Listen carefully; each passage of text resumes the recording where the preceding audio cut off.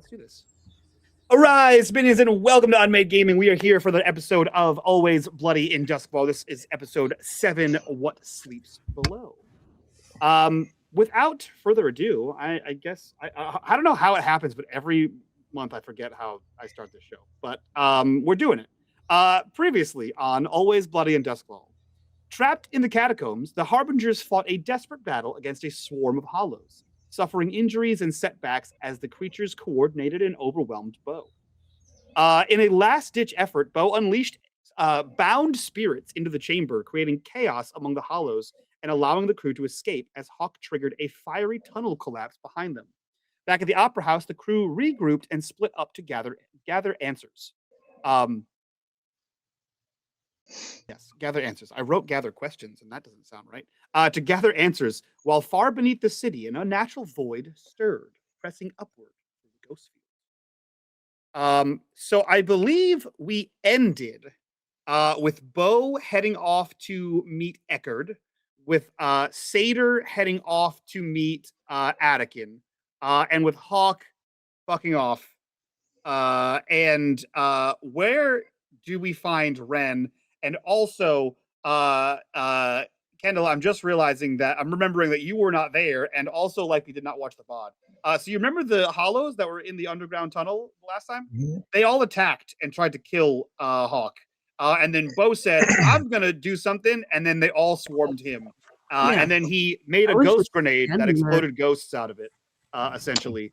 And then they fought off all the hollows and then ran away and then blew the place up with a small firebomb. So that's what you missed. We didn't run away. We didn't run away. We stepped out of the room and blew up the room and then walked away. Casually and cool. Yeah. Yeah, we didn't look back. We just kept leading. My recollection is the movie scene where we just like throw the bomb in the room and turn and like are walking in the other direction and just casually ignite it and walk. Yeah. Like it's no big deal. That's what I remember. But my recollection involved the throwing of fire and like a critical failure. Not a critical failure. I just failed. But a failure. That's right. There's no critical failures. Just a straight up failure. Which triggered the explosion. And I also feel like somebody got knocked on their ass about that. And it wasn't cool. And I feel like it was Hawke who got blasted back. Oh, yes, it was because I failed. Yeah, that's why I'm bludgeoned. Got plastered into a wall very uncoolly as the room behind her exploded. Like, what was in that lantern? Oh shit! Oh, that was the big gas. So currently, Bo is headed off to meet one of his allies, one of his contacts. Adonis is meeting one of the crew contacts. Hawke is off, doing whatever Hawke does. I don't know if we got what Wren was doing, and of course, we did not get what Ish was doing. So what is Wren doing? And I'll give you a second to think.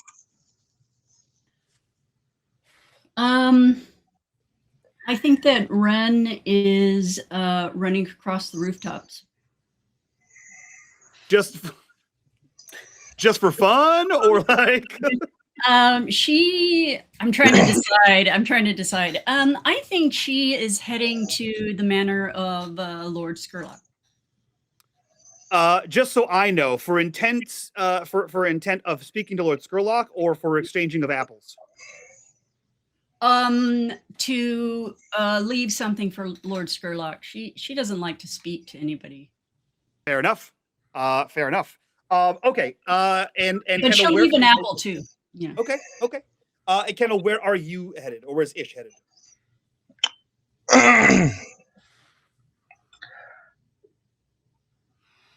Yes. That's a good question, because I was definitely with them. I saw all that happen. You did see it. You were there. Yeah, I was. If you need a second, there. I can jump into one of the scenes that I have. Think about maybe one of your contacts or something like that. Yeah. And for context, none of us have any idea what's going on. Yeah, that's why Satyr and Bo are going to look for some answers with their contacts. See if we can get some help in that department. Gotcha. a direction. We know as it were. something's going on with the hollows. We know that there is something that is collecting them or using them, but we don't know why. The thing that we're trying to find, the artifact that we're trying to find, we don't know what that means. It's like more of a creature than an artifact. So so basically we're just trying to find more information. So I just wanted to let you know that we hadn't figured stuff out and are like, hey, we're gonna go to prep for the score. No, we don't know what's going on. We're still in mystery mode. I'm going to start with Bo. So we cut from the opera house, and we are going to follow Bo as he tracks his way through the city. And I find my notes. Oh, there. Now, my question for you, Chris: do you have a normal ways of contacting Eckerd, given his profession? I don't feel like Bo would go through anything other than just showing up at his door. Okay. Whether it's his house or somewhere else, he would just. Okay. I can dig that. Yes. So, you wend your way through the city proper, making your way from Six Towers, down across the bridges, into Coleridge, down into Coleridge, and across the Blindfold Bridge into Dunslow. Dunslow, you know, there was a giant mine there. We actually met Ish there. You know, that's where Iron Hook Prison is. There's the Dunslow Ghetto is there. That's also where there are some the night soil fields where they like harvest algae and like there's like farms over there. And there is a place called Ragtown, and down by Ragtown, which is right near the mine, there is a graveyard, a small cemetery. And you see in the central, more or less, center of the cemetery, there is a mausoleum. It looks like it probably could have been like a familial mausoleum, but it is defaced. It is graffitied, and there is a lock on the wrought iron gate to get in. But you know better, and this is a dummy lock. In fact, it is mostly just like hooked over the actual latch and like spun to look closed. So if anyone sort of passing by would just make the assumption that it is closed. You know that, of course, it isn't. And as you remove the lock from this thing and you hear like of the wrought iron gate sort of pull back, you enter into a small mausoleum where, you know, a number like 20 or so like square like plaques are on the left and right walls, each having you know, barely legible names on them.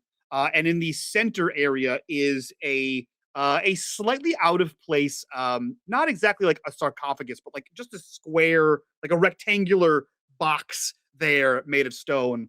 And if you give that a good shoving, there's a set of stairs that lead underground, and this is Eckerd's vault, essentially. You've been here before, so you can kind of slide this thing out of the way, and just approach what essentially makes for sort of lair, sort of workshop area for Eckerd. Yeah, what do you do as you enter here, Bo? I imagine that Bo, when he walks in, would almost act like the help, in that it's a mausoleum. There's probably things that would normally happen. There's probably a broom. There's whatever. He would pick it up as he walks through the halls, cleaning anything as he goes, the minor bits, until he finds Eckerd within the halls, wherever he may be within here. You see Eckerd, and let me pull up the Eckerd sheet.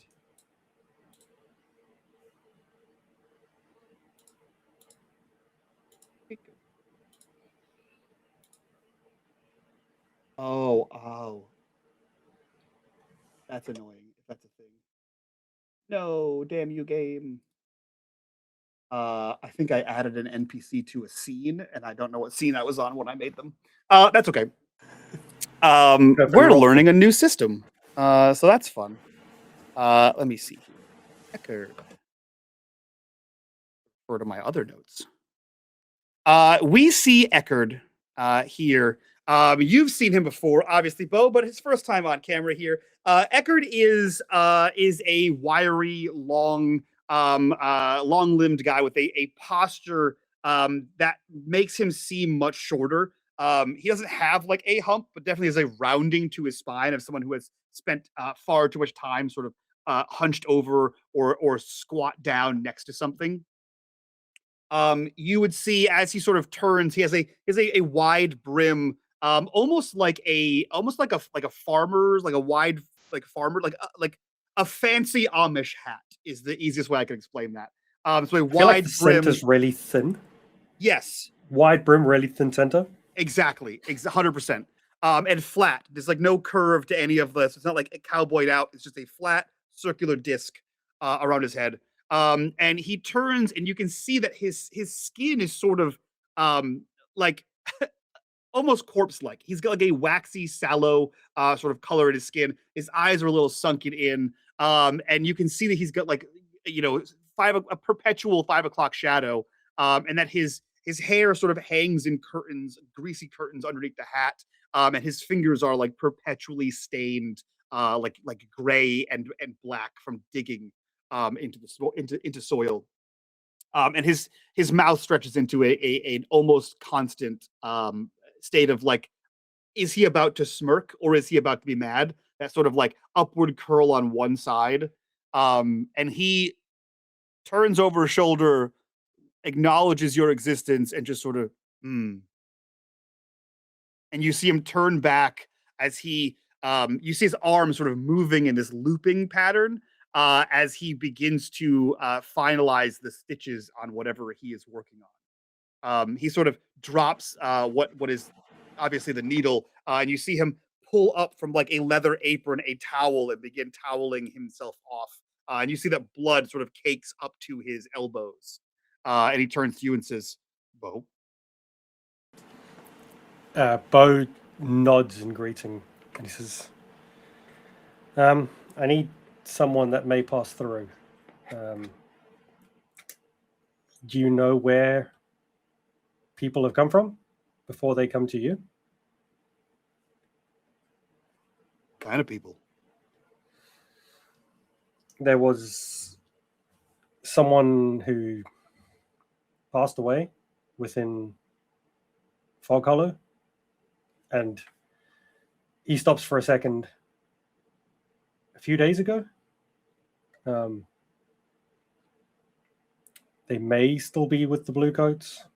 They may not, but pretty interested in getting more information on them. Is it strange? He nods. Is it empty? Just nods. He takes the rag and sort of slings it over his shoulder. You see him put a few more like of his tools from the table back into this leather apron. And he turns and sort of like nods his head as if to indicate that you follow. He walks across the room. And you see him approach a door, like a large, like vault-like door in this underground area. He stands there for a second and looks back over as if like a small amount of suspicion, and you see him turn back and step just slightly over so you can't see what he's doing. But then you hear the sound of 3 distinct locks opening, and 3 distinct keys entering those locks. You hear the first one like unclasp, and he like wrenches it open. And you hear another one, and he like pulls off the lock itself and hangs it on a hook nearby.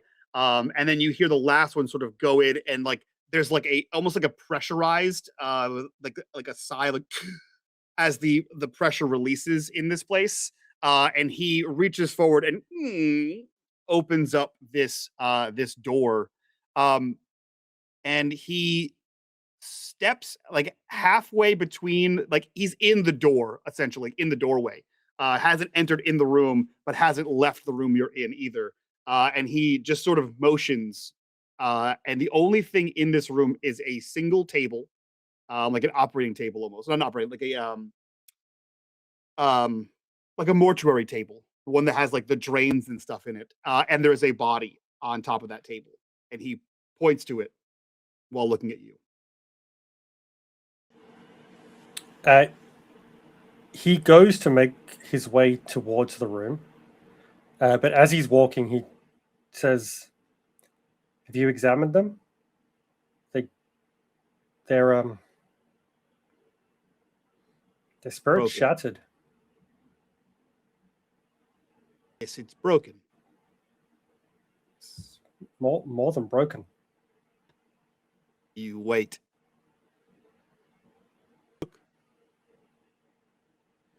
He steps past him into the room and will walk towards the table. You walk in the room and immediately something feels off. Bo doesn't really seem like the kind of person that gets uncomfortable easy. And there is the space you just left and transitioned into this room. There is now suddenly less sound in here. There is like a stillness in here, as if like the room is like soundproof or like sound dampened.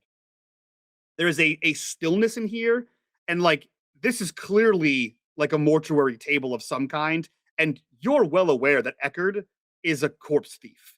He digs up corpses or steals them from the crematorium, and then gives them to people, sells them to people, sells organs, sells parts, sells meat of questionable nature. So he is no stranger to disassembling people, and this looks like the prime place to do that. This room does not smell. It doesn't smell septic. It doesn't smell like dead body. It doesn't smell like rot or decay. It doesn't smell like chemicals of any kind, or like what do you call them? Like preservation chemicals. Nothing. The room smells of nothing. It is silent. It is very still. And it's almost like enough to make like a small chill kind of run up your spine, that like this whole room feels empty. Despite the fact that the door is open, you can still hear sounds coming from the other side of the door, like the room you just left. And there's this corpse here. And the corpse is laid out face up. It is a male corpse. It matches the description of the person you found, or that Hawke had heard about in Fog Hollow. And you see them, arms out, palms up, face up, facing the ceiling. And there is a modesty cloth over their lower half.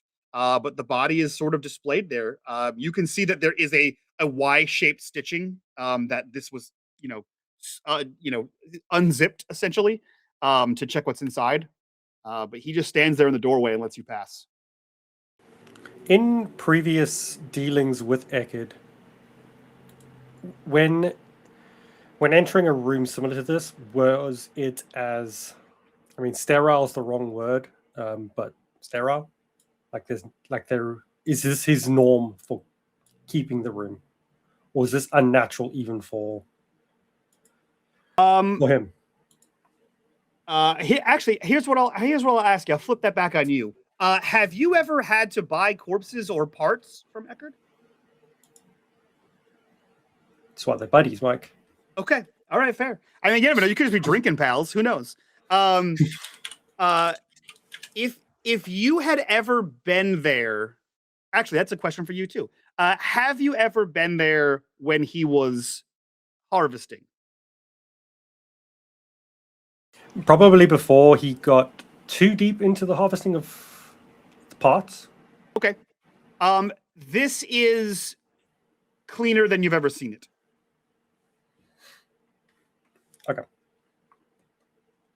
He stops for sort of half a step, noticing that it is cleaner than before. And then we'll check over the body to see if there's anything untoward or different about it this time. How do you check over the body? Are you just looking at it? Yeah, he will move the body as needed. Yeah, he will move them around. He's not. As you go to touch this, you hear again from the doorway, "Don't touch." He nods, and at that, then he would attune to the ghost field and look at it from a point other than just the physical. Perfect. Roll me a fortune roll with your attune, the number of pips in attune. Fortune roll with attune. So attune is 2.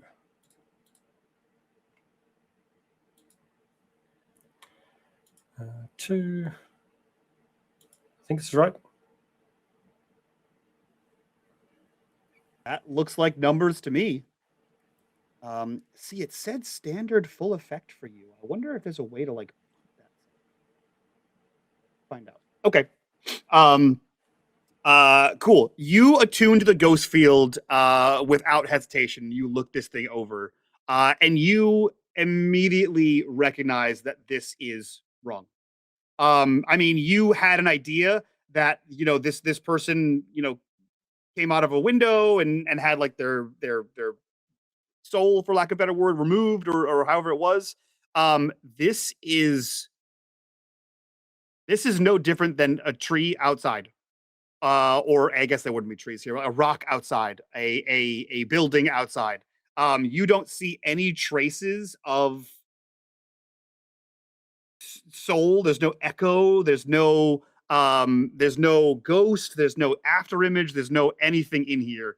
To the point where it almost looks like there never was.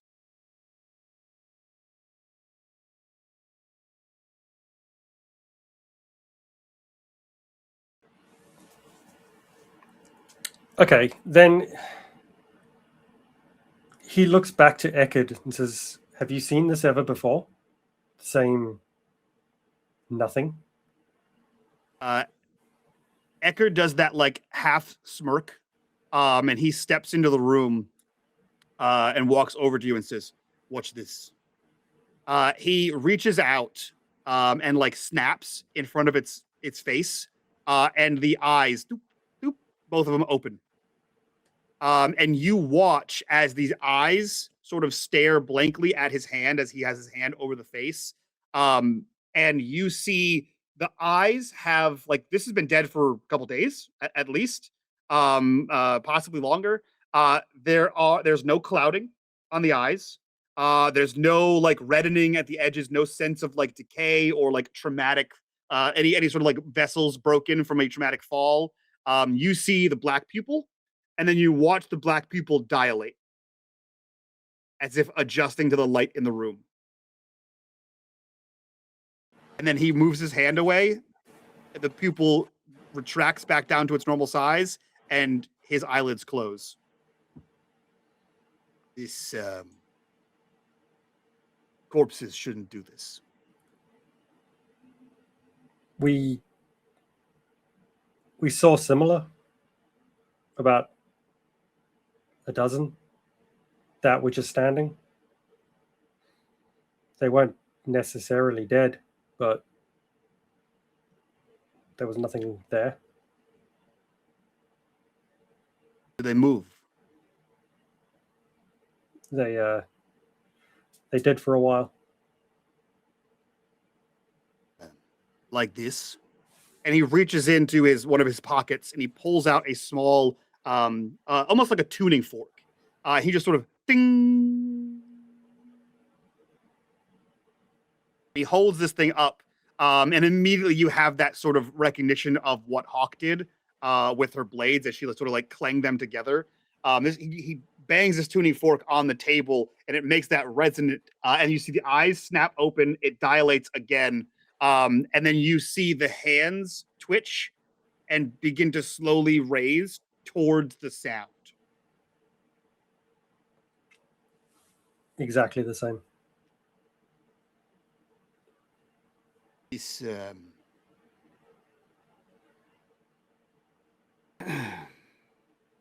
I deal in the dead. Oh, I deal in pieces and parts and the many that make the whole. And I've seen men get burned away at the crematorium. I've seen what is left after them. I have seen what someone who is hollowed out looks like. I have seen what someone who is bereft of their innards looks like. This is not that. This is like this is not empty. This, and he like kind of jabs at it with a tuning fork. This is like this space where a person was. And as he says that, and you're still sort of like looking in the ghost field, you can see that like there is a shift in the ghost field around this person. It's like very close to them. It almost looks like you know the way like a shirt would look on an invisible shirt or a clear shirt would look on a person, where you can kind of see like there's something there, but you can't really see it. And the only thing you can think of, like seeing this outline essentially, is that like black hole that you saw in Fog Hollow. Almost like there is an outline of this black hole around this person. Kind of like that what's in there doesn't exist. Or kind of like what's in there is like hydrophobic, but for the ghost fields. Like it doesn't belong here. Like if you've ever seen, there's like a science thing where like if you dip your hand in cold water or something like that, you can quickly put it into lava. It's kind of like one of those things where it's like whatever is around this isn't actually touching the ghost field, isn't actually part of the environment that it exists in. It seems like it's separate somehow. Have you seen anything that can separate someone like this from not just the physical world, but from No. other but- planes? But what I can tell you is that this is not the only one that I have seen. And from what I have been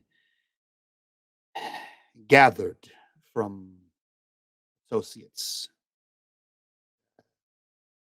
someone is buying them. Whole? Like this, collecting. Do you know who? Everything is done from a proxy of a proxy of a proxy. Where do you deliver them to, or do they collect? This one. Here, this one is bound for Charter Hall.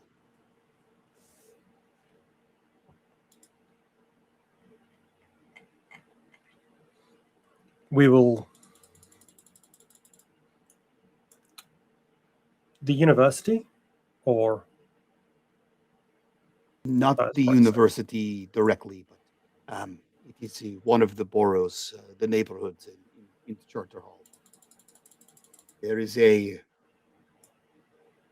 space away from Bellwether in the northeast, near Charter Wall, the old wall. There is a a dead drop, and he laughs at his own joke at that, where this will be delivered, and payment will be received, and no one will see me enter, and no one will see me leave, and I will see no one enter, and I will see no one leave.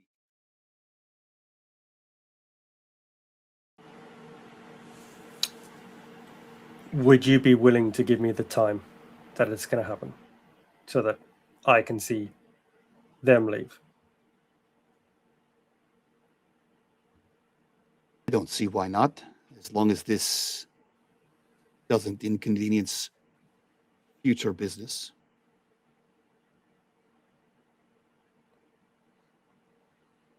We won't intervene with them directly until much later in their dealings, so it doesn't tie back to you.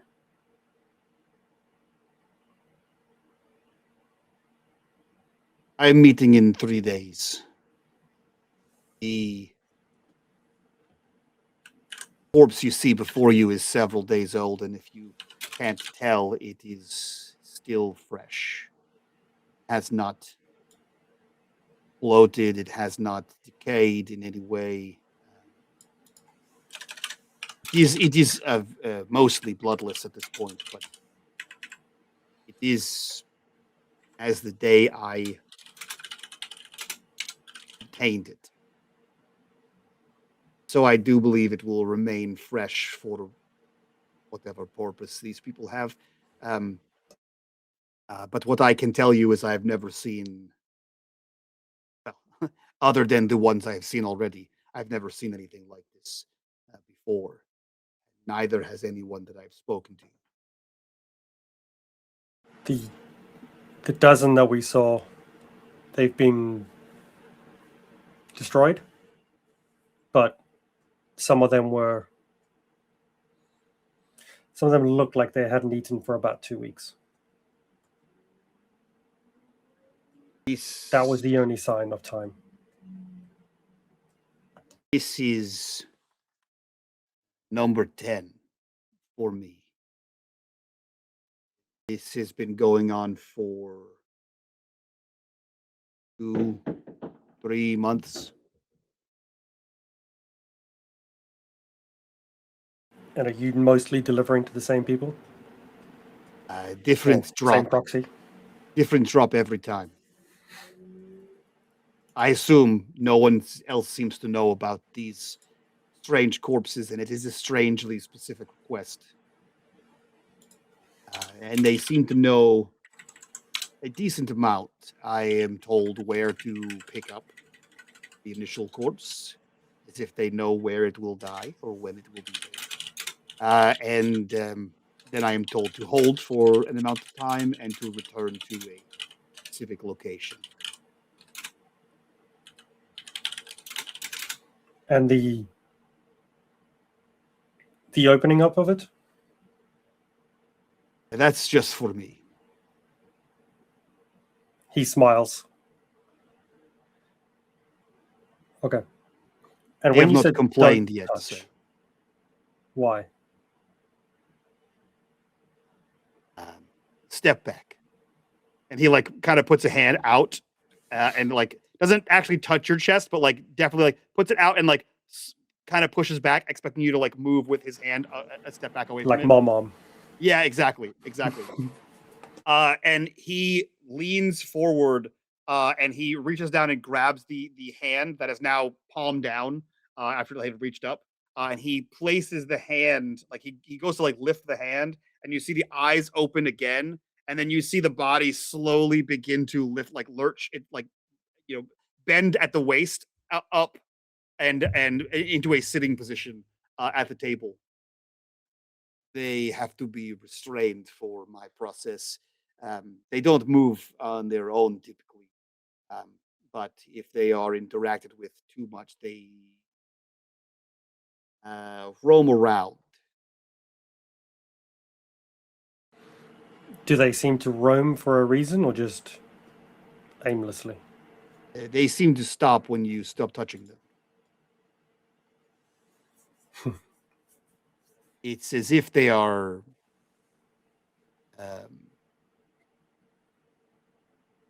waiting for instruction. Yes.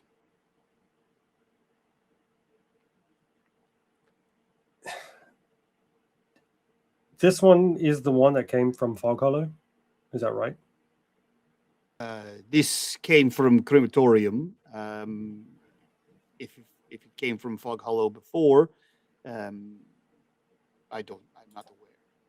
But you, Bo, you do see that there are like outside of like the Y-shaped scar on the chest, there are like nicks and like broken like where like cuts from like broken glass would be.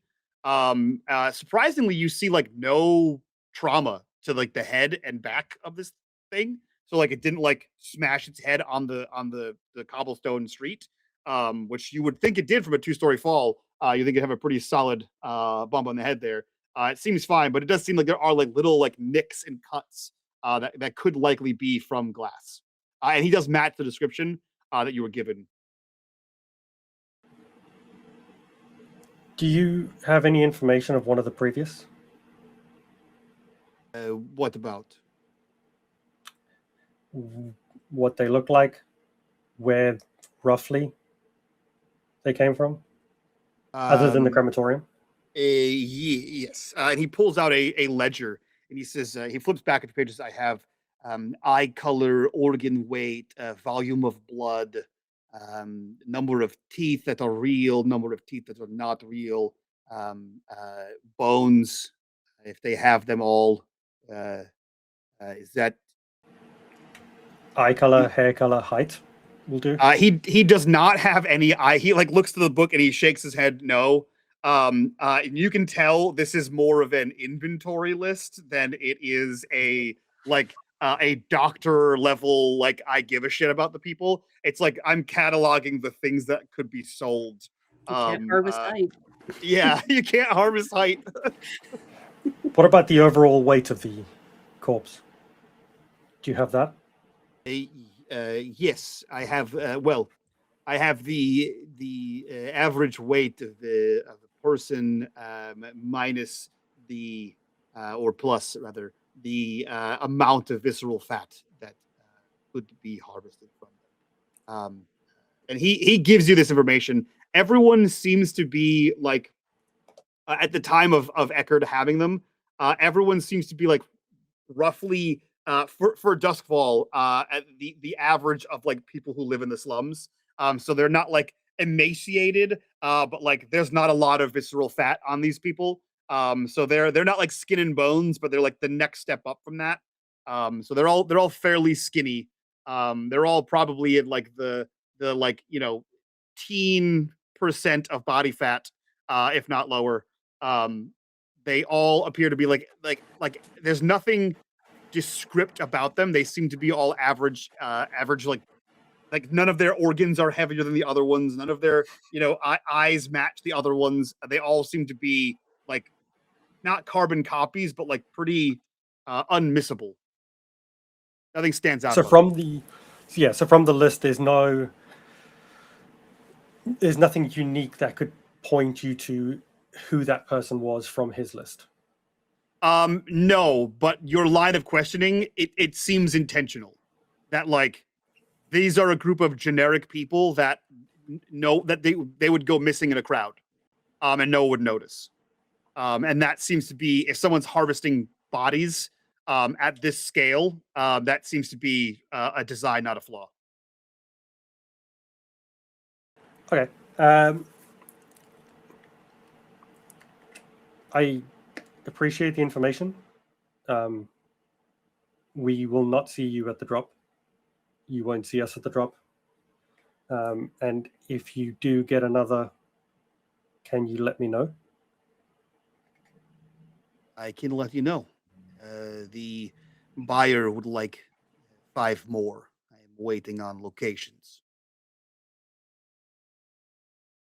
They have ordered them already? Yes. Okay. We went to this one where this one died. And he says that where they fell out of, the room was full of runes to keep something or someone in.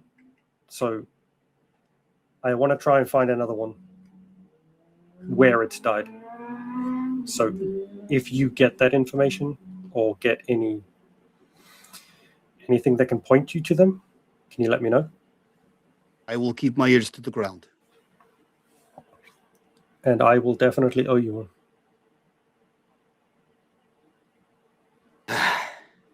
Yes, yes. And he's sort of like again that like but arm around like towards your back as he sort of ushers you out of the room. And I think as he closes the door, we will transition to Satyr.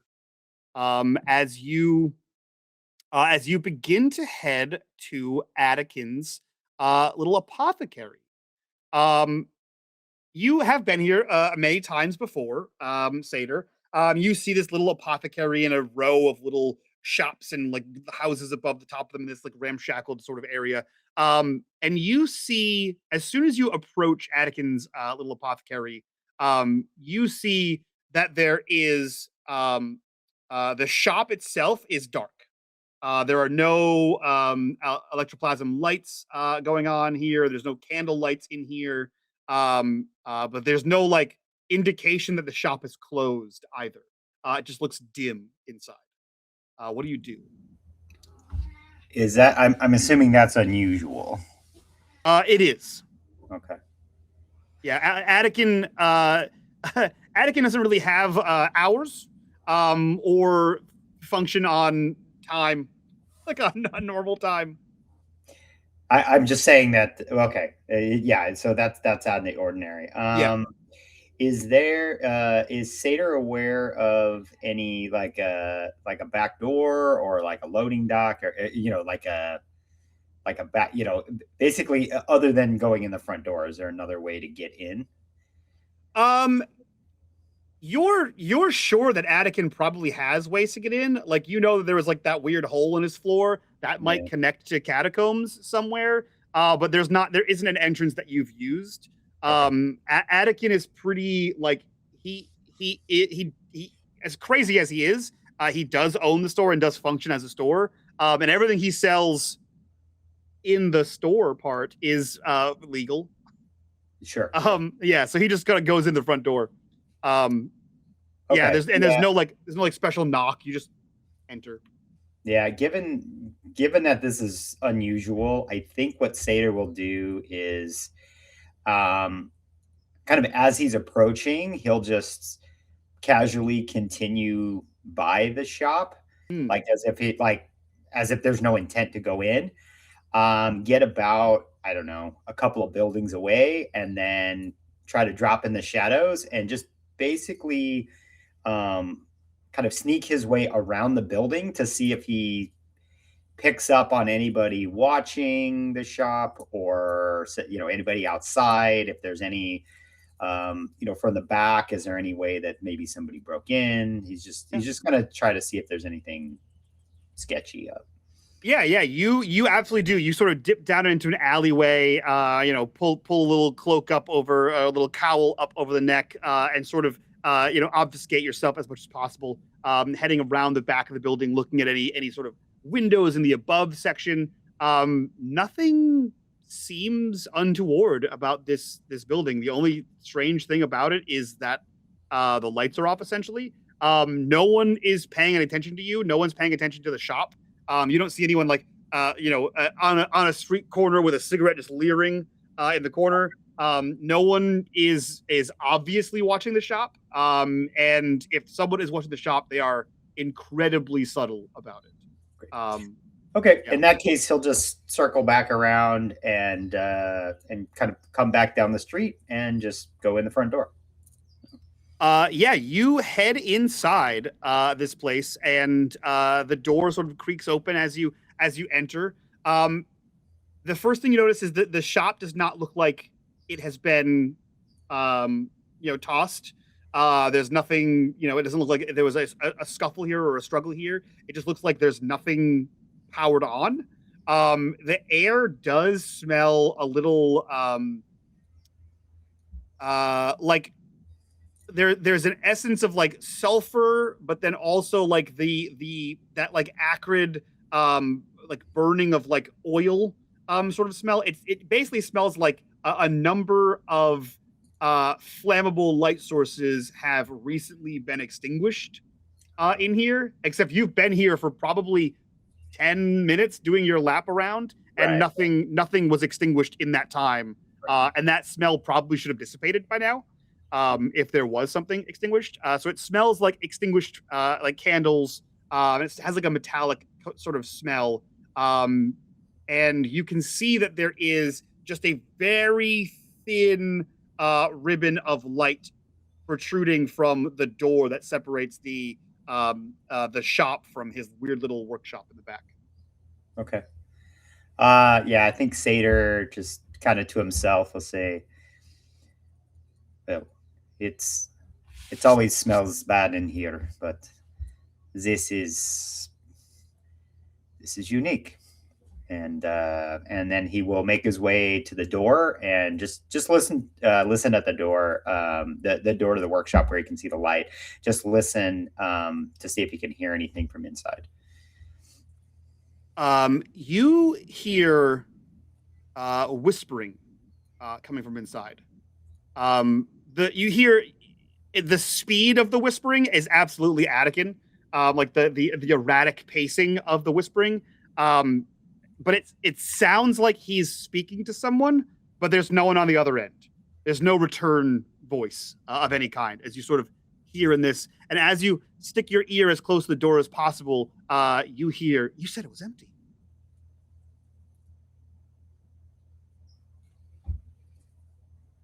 He'll give it maybe 30 seconds of just to see, like, just to make sure there's nobody else in the room. And if he doesn't hear anything, I guess, other than what sounds like Attican talking to himself, which Satyr assumes is just a normal thing. Yeah, par for the course.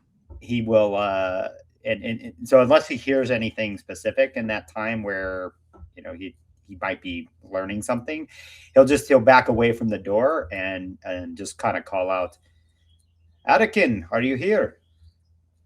You get no response. "Friend Attican, are you here?" The whispers stopped, but no other response. Okay, then he'll. I guess Satyr will approach the door again, and he'll knock on the door. You knock on the door, and it creaks open just a little bit, and you can see that there are like the flickering lights of candles in here, from like this maybe 4-inch gap that you can see. But everything in here seems like, despite that you can see there are multiple flickering candles, the room seems like very dim. Like these candles are not throwing light.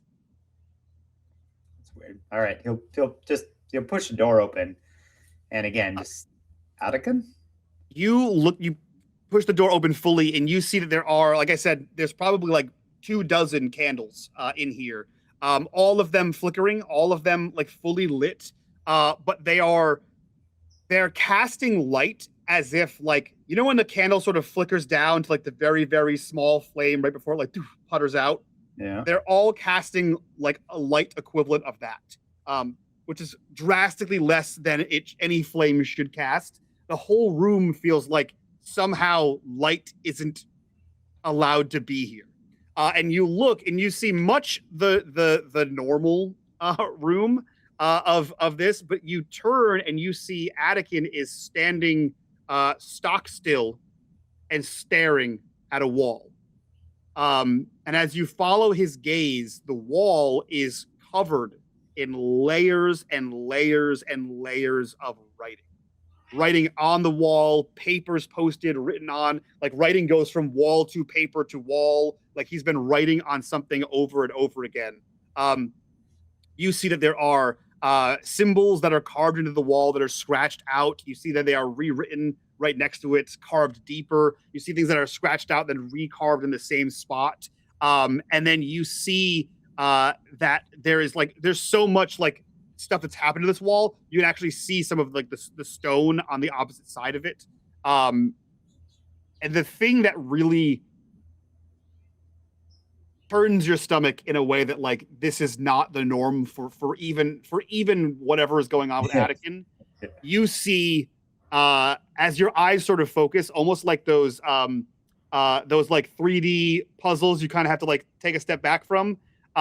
you see the forest for the trees, and you see not a vessel, not a vessel, not a vessel, not a vessel written 100 times over this wall. And he is staring at this wall.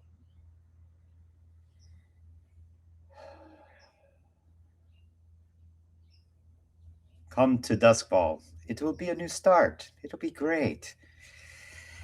You get a free opera house. Well, not free. I kind of stole it, but you'll. That's kind of free. It's the friends you make along the way. Yeah. I'm sure there will be a cost to pay at some point. I guess he'll step. I guess Satyr will kind of give it give it a few seconds and just kind of watch. And if he continues just to stare, he'll step in and just kind of reach out. And just put his hand on Attican's shoulder just to like see if he's like in a trance or if he's asleep, and just kind of like put his hand on his shoulder first. If he doesn't react, then kind of shake him a little bit and just Attican. You put your hand on his shoulder, and the moment your hand like touches skin, he like kind of jolts a little bit, and he turns towards you, and his face looks just as confused as always, if not a little bit more. But you notice that his eyes are bloodshot. Like he's been awake for days. Like he's been awake since the last day you saw him. His eyes are red. His eyelids are puffy. His face is a little puffy. And you see as you sort of look at him that one of his pupils looks incredibly on drugs. One of his pupils takes up basically the entire iris of his eye. It's just like a black, and then the other one is dialed, is large enough to be like the equivalent of like the amount of light in here. So one looks appropriate, and one looks like huge as far as his pupils go. And he looks to you and sort of cocks his head like a dog, and you can see that he's like trying to process whether you're here or not. There's like a moment of like he's trying to figure out if whatever's happening, if you're like almost like if you're real. And he looks to you and says,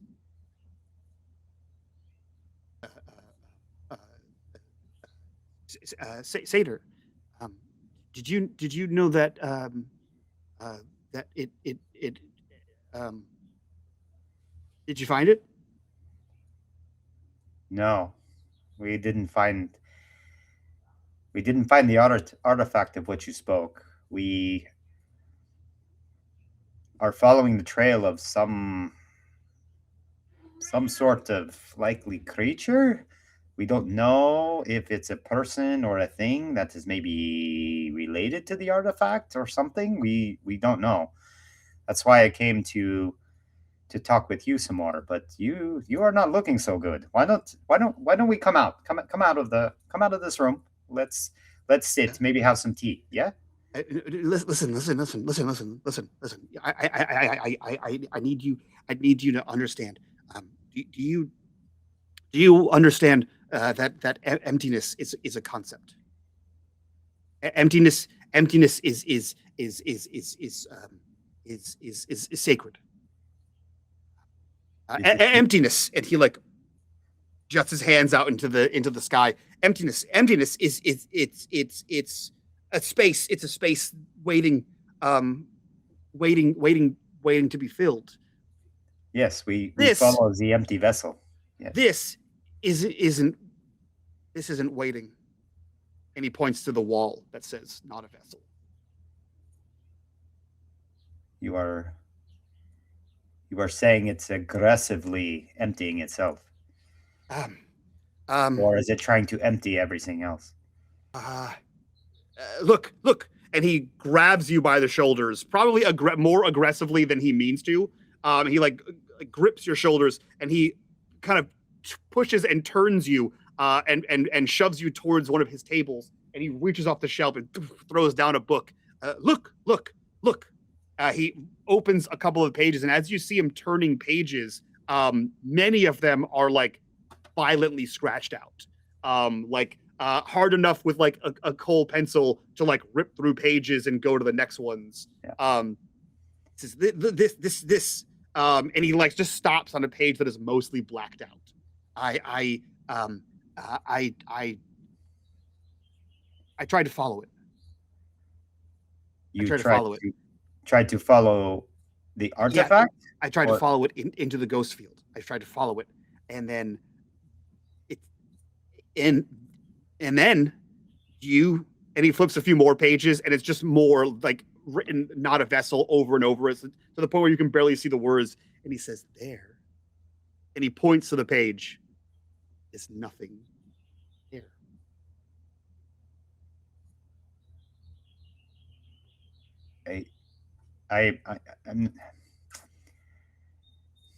I'm sorry, Etiquette. I'm not following. You went into the ghost field. You found emptiness. Okay. Yes. Yes. Okay. Here, look. And he like moves you, like he like positions your head to like look the way to be like, look at this kid. He looks at a shelf. The shelf is like full of things, and he slides something off. He says, "See? Do you see it? It's empty now. Yes. It's absent. This is absence, and absence. It has an edge. It has a space. It knows where it goes. Something. It knows. Do you understand where it could go? It knows where it may have been. Yes. That's it. And that means that when something is happening it has a space to happen. Things happen where they happen. It affects the area around it, and the world knows where it goes. There's an absence of a thing waiting to happen where it's supposed to. This goes back, and he puts it back, and it fits perfectly where it should go. There isn't a space. There isn't a space for the artifact? It should go nowhere?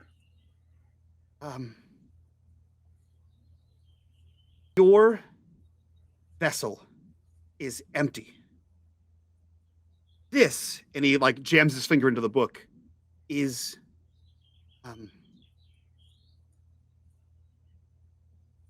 subtraction. It's not empty. It doesn't have a space to return. It doesn't fit. It's just taking it away. Like it doesn't exist anymore. I see.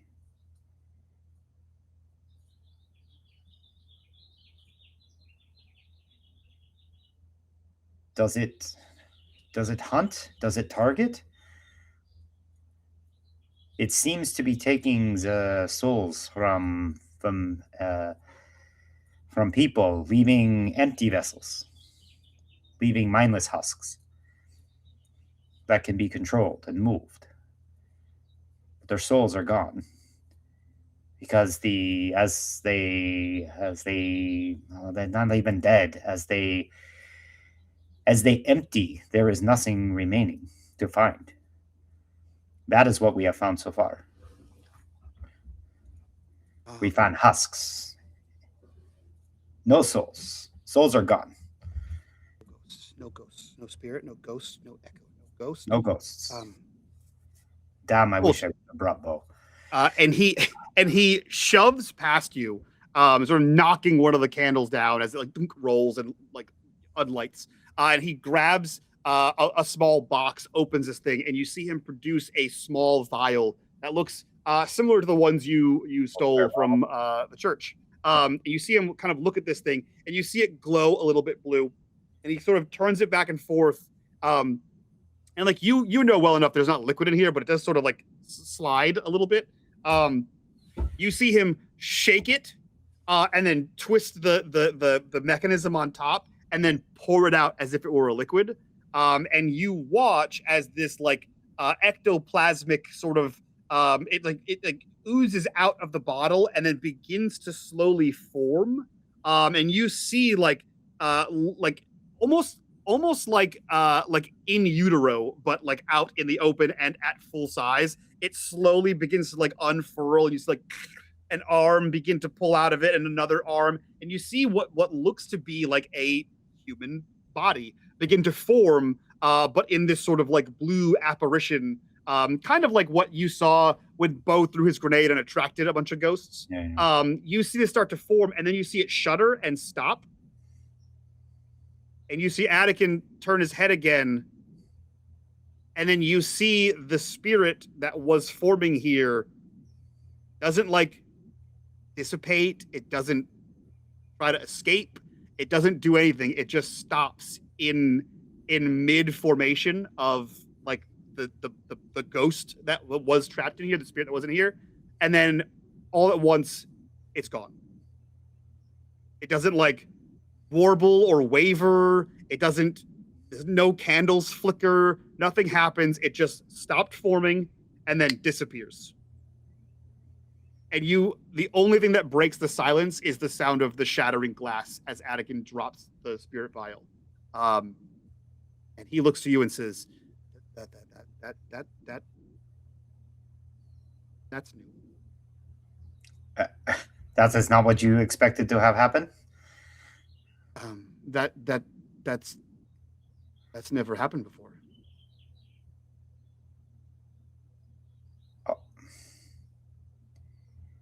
Is it possible that when you were in the spirit field, that in the ghost field, that you were followed back here?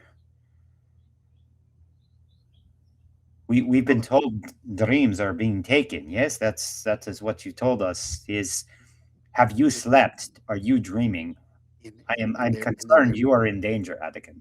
They're being removed. And he puts a finger like up, almost touching your mouth. And you can see that like his fingers are stained with like ink and charcoal and whatever. He spins on his heel, marches back to the wall. And you see him like rummage at a shelf or something. And again, he starts writing over some of the writing. And it is like big looping script. You can see like some of the charcoal is like breaking into the wall. He seems a little more erratic, and he says something, and he reaches over, grabs a second pen, and is now like two-handed writing. Something is trying to remove, and he writes something else. The ghost field. And he like circles something, and there must be some level of diagram in here that only whatever depth is happening here, he's seeing beyond the words of what he had written previously, and they're doing it one piece at a time, and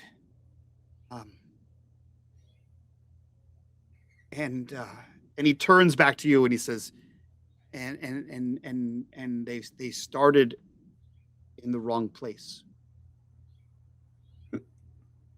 Who started in the wrong place?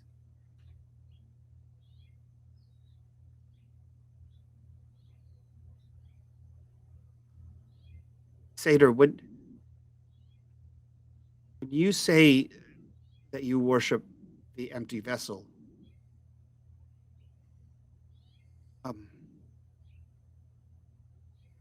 what do you think it would do if it realized that something else was trying to become it?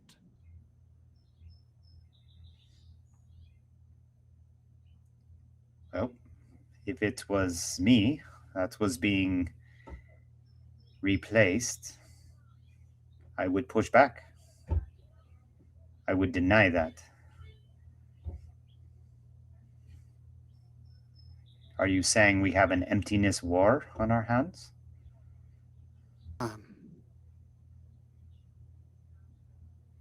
I don't think... Emptiness is the absence. You cannot have double absence. Absence is absence. This is... I think if we don't figure this out, we will find out. Well, all right. So here's what we are going to do. You are going to get your coat. You are going to come with me. We are going to go back to our opera house where we will get you tea and we will get you a bed and you can rest and you can get some sleep with some safety, with some folks of our troop around you to keep you safe. And once you have slept, you can talk to us some more and we will discover more and understand what our next steps are to try to unravel this empty mystery, as it were. Because you are not an empty vessel, Anakin. And I worry that you are traveling down that path here by yourself. So, at least for a day. You give me one day, we'll try to get you rested some, and we will go from there.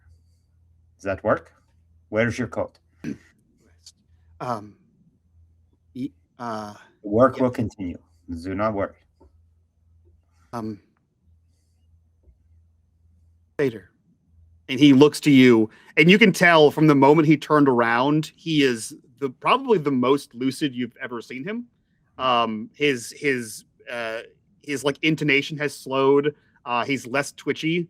He says, "One day, and the work can continue."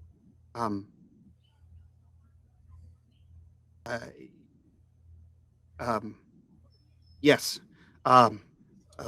One more thing. And he reaches up and grabs another book, similar to the one that he sort of slammed on the table. And you see him reach over. He grabs a coat and shoves one arm through, sort of loops the jacket onto himself. And he holds the book out in two hands as he walks next to you. And then Satyr will also fold up the book that he had slammed down. He'll fold that. It seems this is important as well. Yes, we will take this too. And Satyr will pick it up. Here. And he places that book on top of the book you just picked up. Uh-huh. And you see him like almost concerned. You see him place a hand on like the middle of your like upper back, like between your shoulder blades. And he says,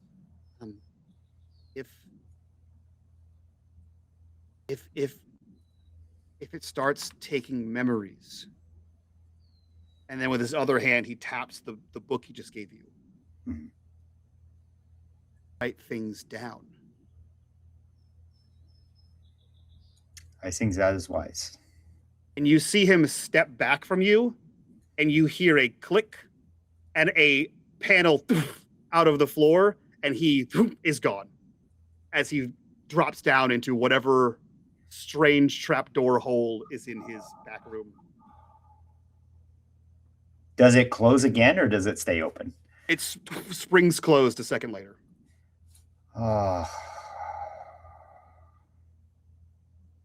This man is going to be the death of us all.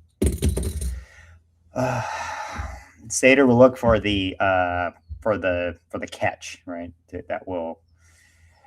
He's not going to trigger it, but he's going to try to see if he can figure out how. Yeah. Roll me a fortune roll with what skill do you think applies here? Let's see. Probably survey. Okay. Actually, just for fun, since I haven't rolled Tinker, I want to roll Tinker. Because they're the same, and so he will use Tinker to try to determine how the device works. Okay. All right. So let's make the roll. One die. That'd be a 3. So he bad outcome. I like how it says bad outcome. outcome.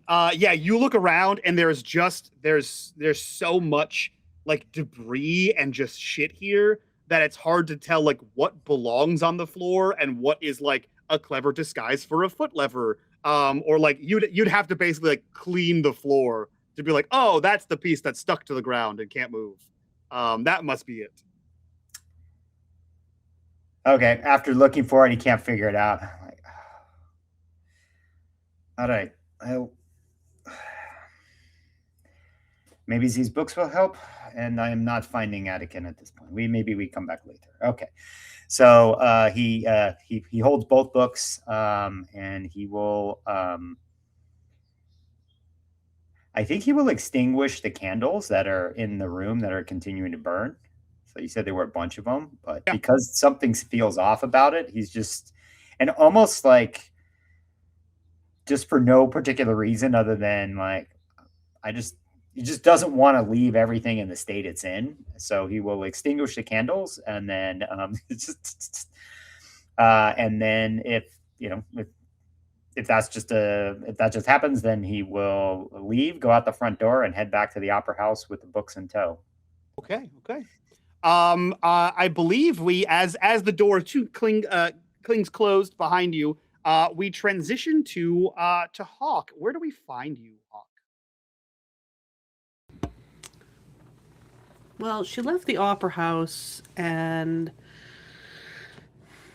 I don't have my map here. So she's making her way out of Six Towers. Maybe is Charter Hall the next one over? Charter Hall does connect to Six Towers. Yeah, I think she's kind of just making her way in that direction, and her purpose, I would like it to be as a sort of training for her, and she is hunting. She is looking for someone to kill. Okay.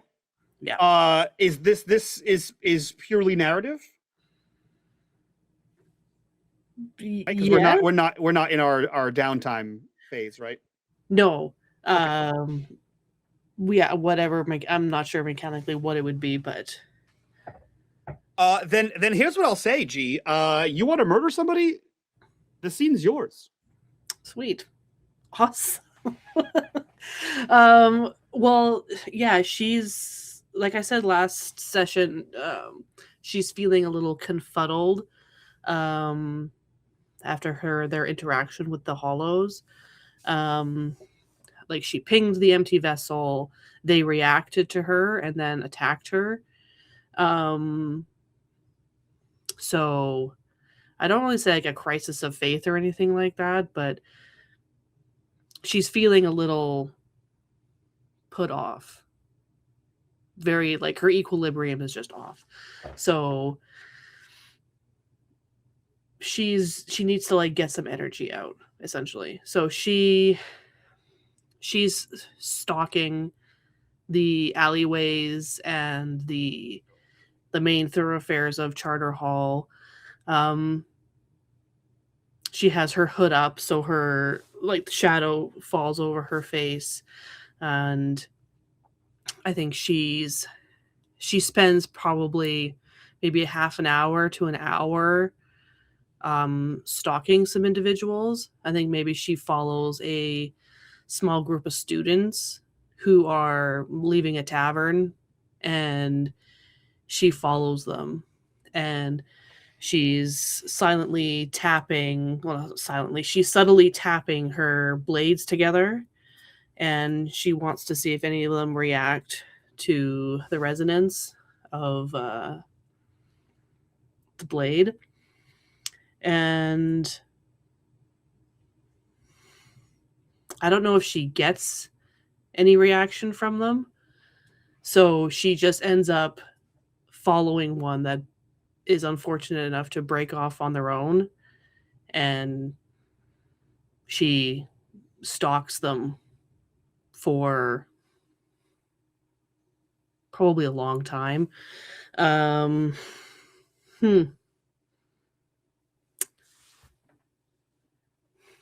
think if it looks like they're going to be getting to their destination, she moves forward and she ducks into an alley, and she just goes, "Hey," to get their attention. Terrifying. So that's terrifying. Yeah. A quiet whispered hey from a dark alley. Love that. Yeah. And then she if she gets their attention and they maybe look around, I think they're maybe a little drunk, and she hey, come here, over here, and she just like makes like a tapping sound, and she kind of steps out of the shadows a little bit to show that she is in fact like a mysterious figure, but indeed a woman. And this individual is like, oh hey, like, do you need anything? Hey, what's wrong? Like, totally like some kind of innocent kid, maybe someone as innocent as Renfro or Renfrew, whatever his name is.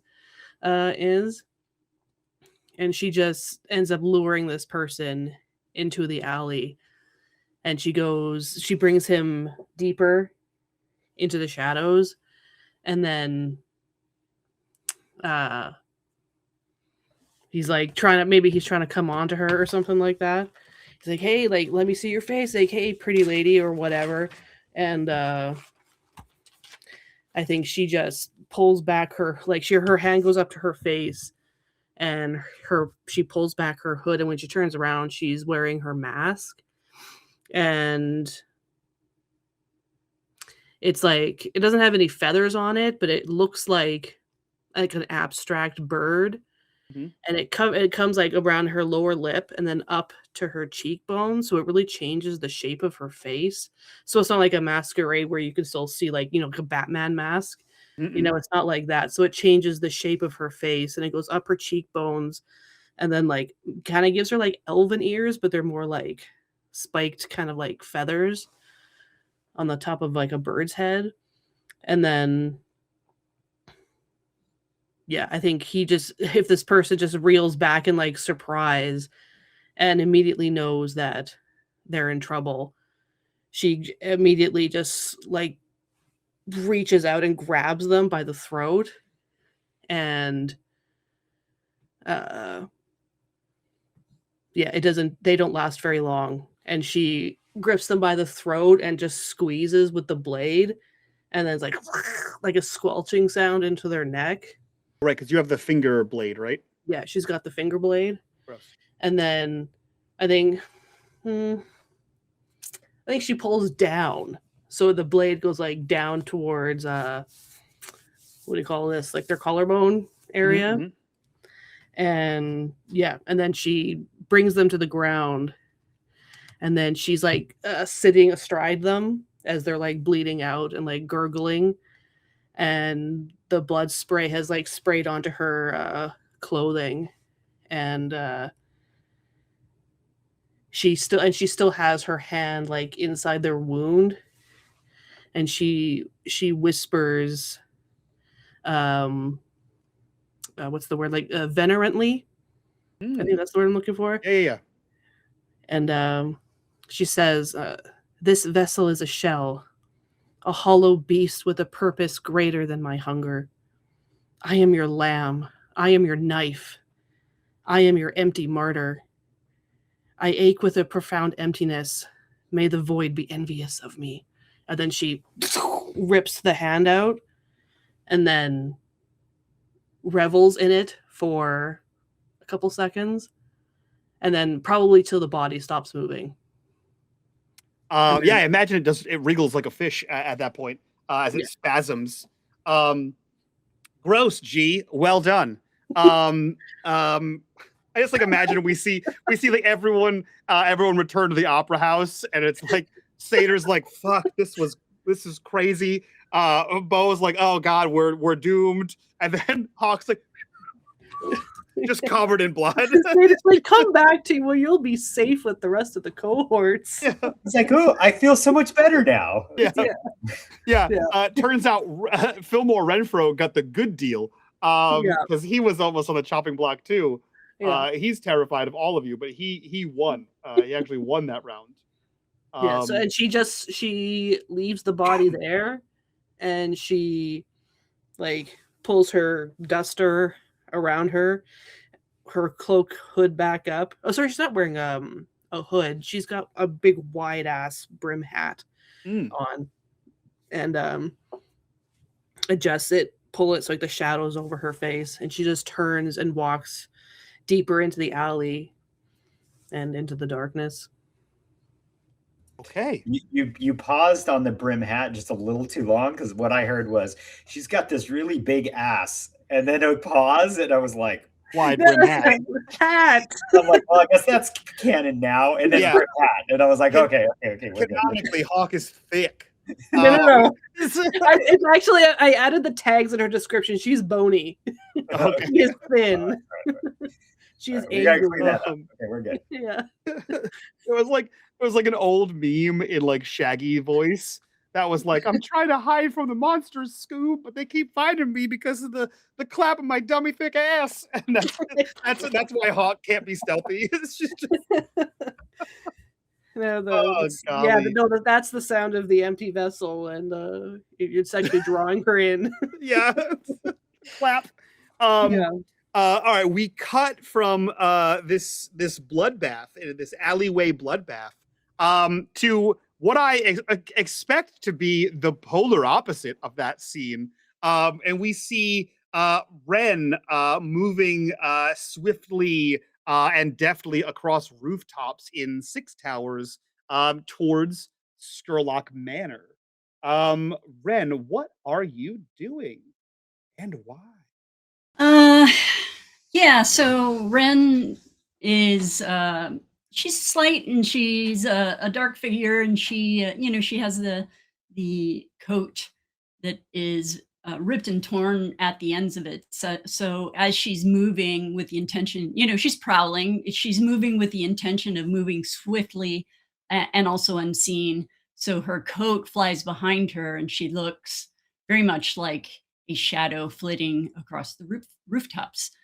So she's jumping and leaping from foothold to foothold, and she's grabbing. She's got handholds of like pipes and gutters, and leaping across, gaps, and it's all very fast and also very rhythmic until at one point, she when she lands, she always kind of tests a little, right?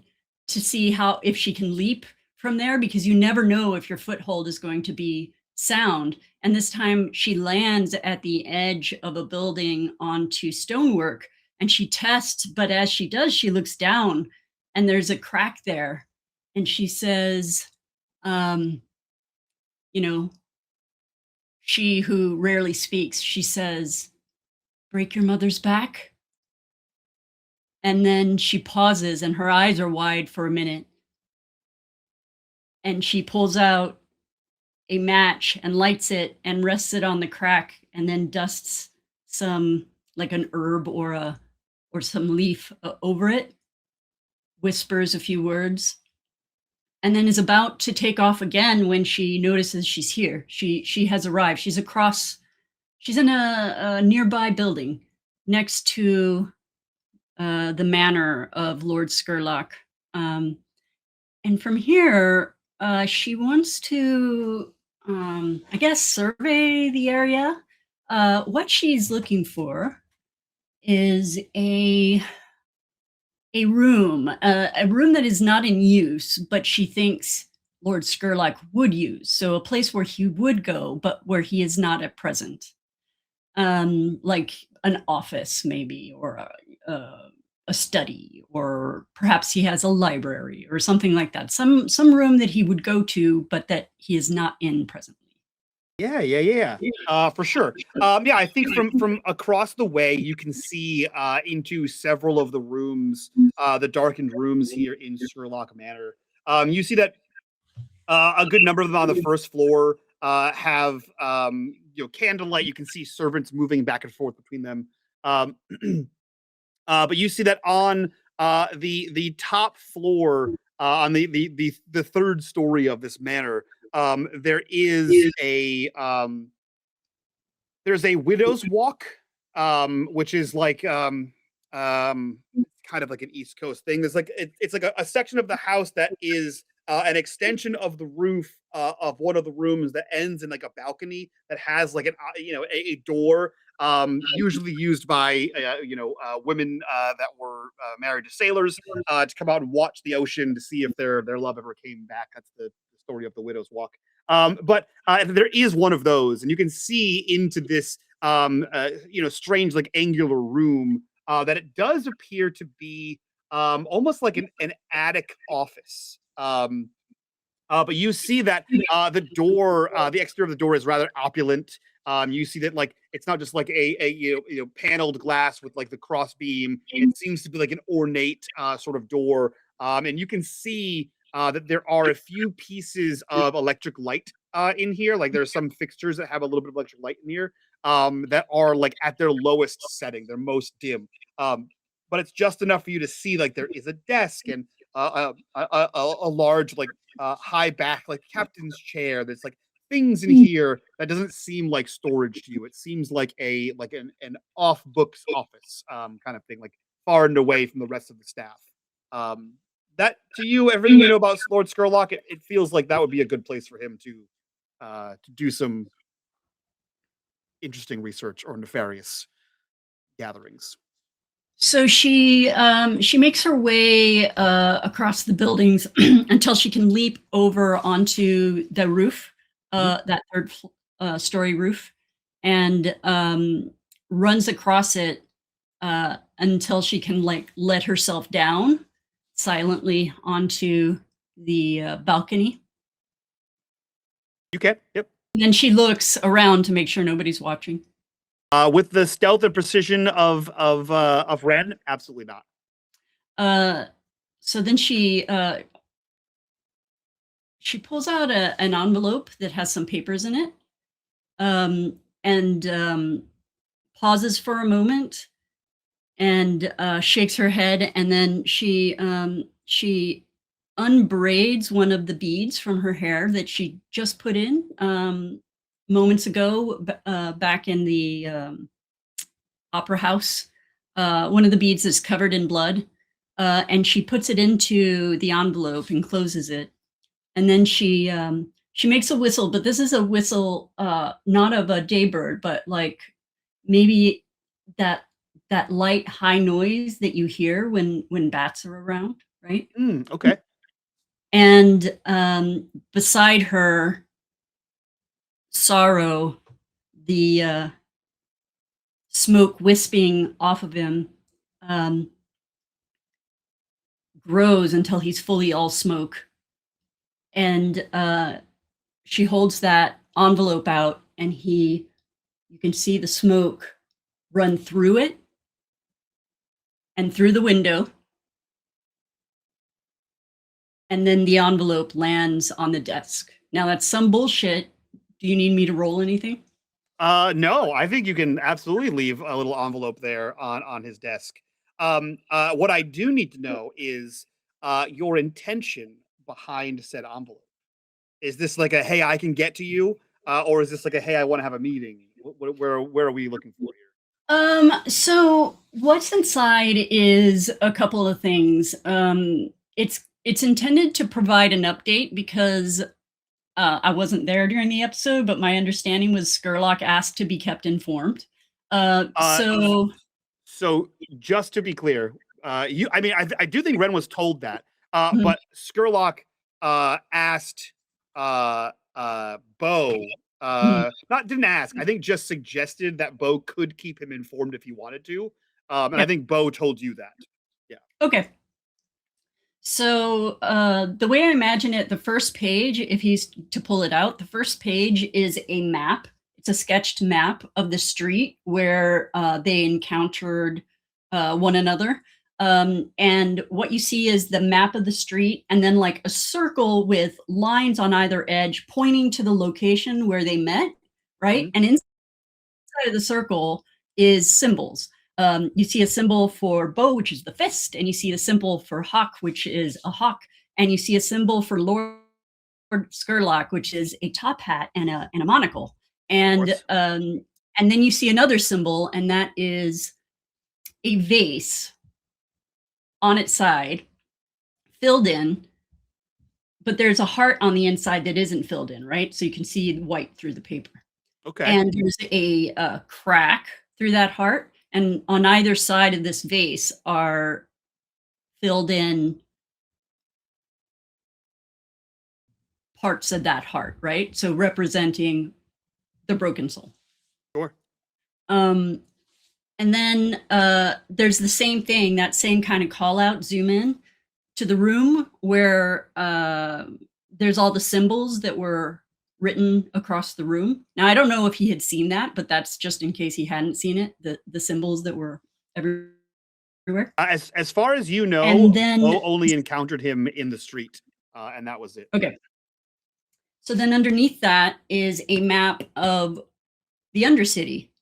And if you were to look through it, it would be exactly underneath, right? Okay.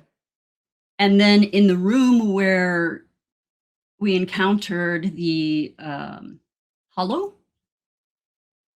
there are a number of upright vases, the same number as the number of hollows, right? And again, they are vases with empty hearts, but not cracked this time, just vases with empty hearts. So it's whatever the number was is there. And then the third page is just a symbol, and it is a on the edges it looks like a clada, you know, the hands from the right.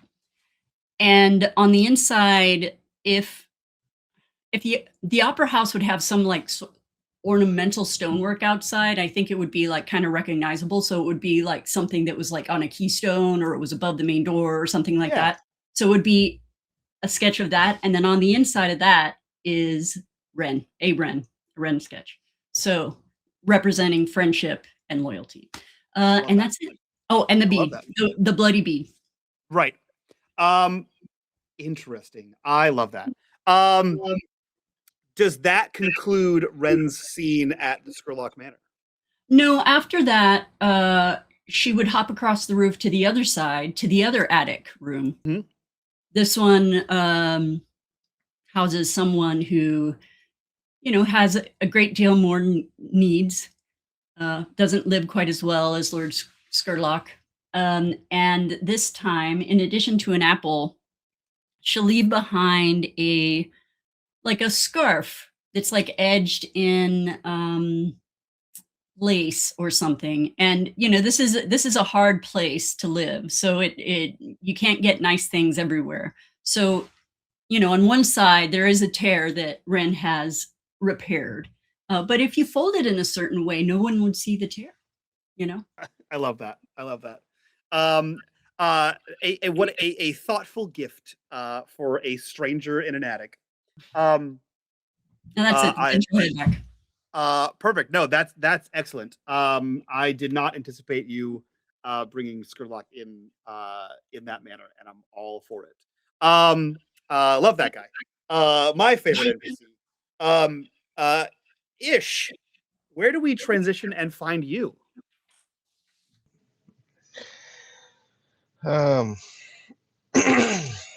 Figured I'd give you a break. You know, you could think about it. No, I definitely thought about it. Ish hid during the chaos. Really wanted to help, but you know, just felt like he would get in the way. You know, so he figured he would lay low. He got out of there before the bombs went off.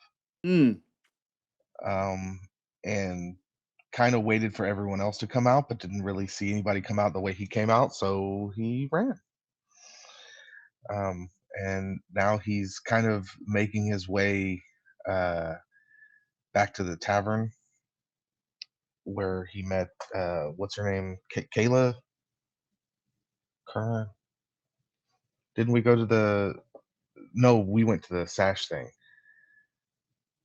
Yes, martial arts guys. Yes, your ally. Yeah, who was the hold on, let me go over here and look at my lady, look at my guy, the contact. Should be on your character sheet. Yeah, I'm trying to click on it. It's not. Oh, there it goes. You got to click on the picture, apparently. Yeah. Where you at? Clyra. Yeah. So I'm gonna make my way over to. I don't think we've Clyra. seen Clyra before. That's not who did I go with? You went with It had to have Satyr, been Satyr. the red sashes. But his name was Blade Master Abdul Al Sharif. Yeah, but that's not who I was talking. I was definitely talking about this tavern thing. Okay, well, that's who I'm gonna. Yeah, Clyra. I don't have any memories of a Clyra. That's what I'm saying. I don't think we've met done Clyra yet. Yeah. Clyra's mine. That's your girl. My friend. Yeah. Yeah, we can chit chat with Clyra, the tavern owner.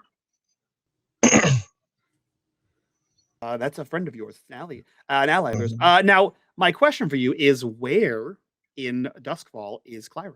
Where's the tavern? Where's the map? It's in Roll20. So actually, if you remind me, because I can't see yours. Can you can't see on the bottom right? You can't see scenes, right? No. Okay. So you have Barrow Cleft. You have Brightstone. You have Char Hollow. Barrow Cleft, Brightstone. Those are both like upper class places. Char Hollow is like Char Hollow is just south, I believe, of Six Towers, which is where like the ironworks and stuff are.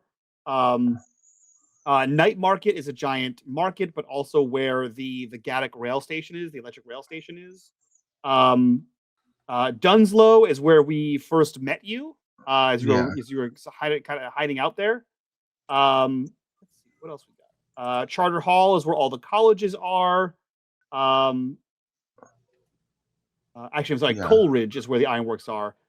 Char Hollow is just south of Crow's Foot. And then you have Silk Shore, which is a nice district. You have White Crown, which is like the nicest district. And then Six Towers. Definitely not those. I'm looking right here. Let's go where the rail station was at. What is that? Yeah, near the Gaddock rail station over in Night Market. Night Market. There you go. But yeah.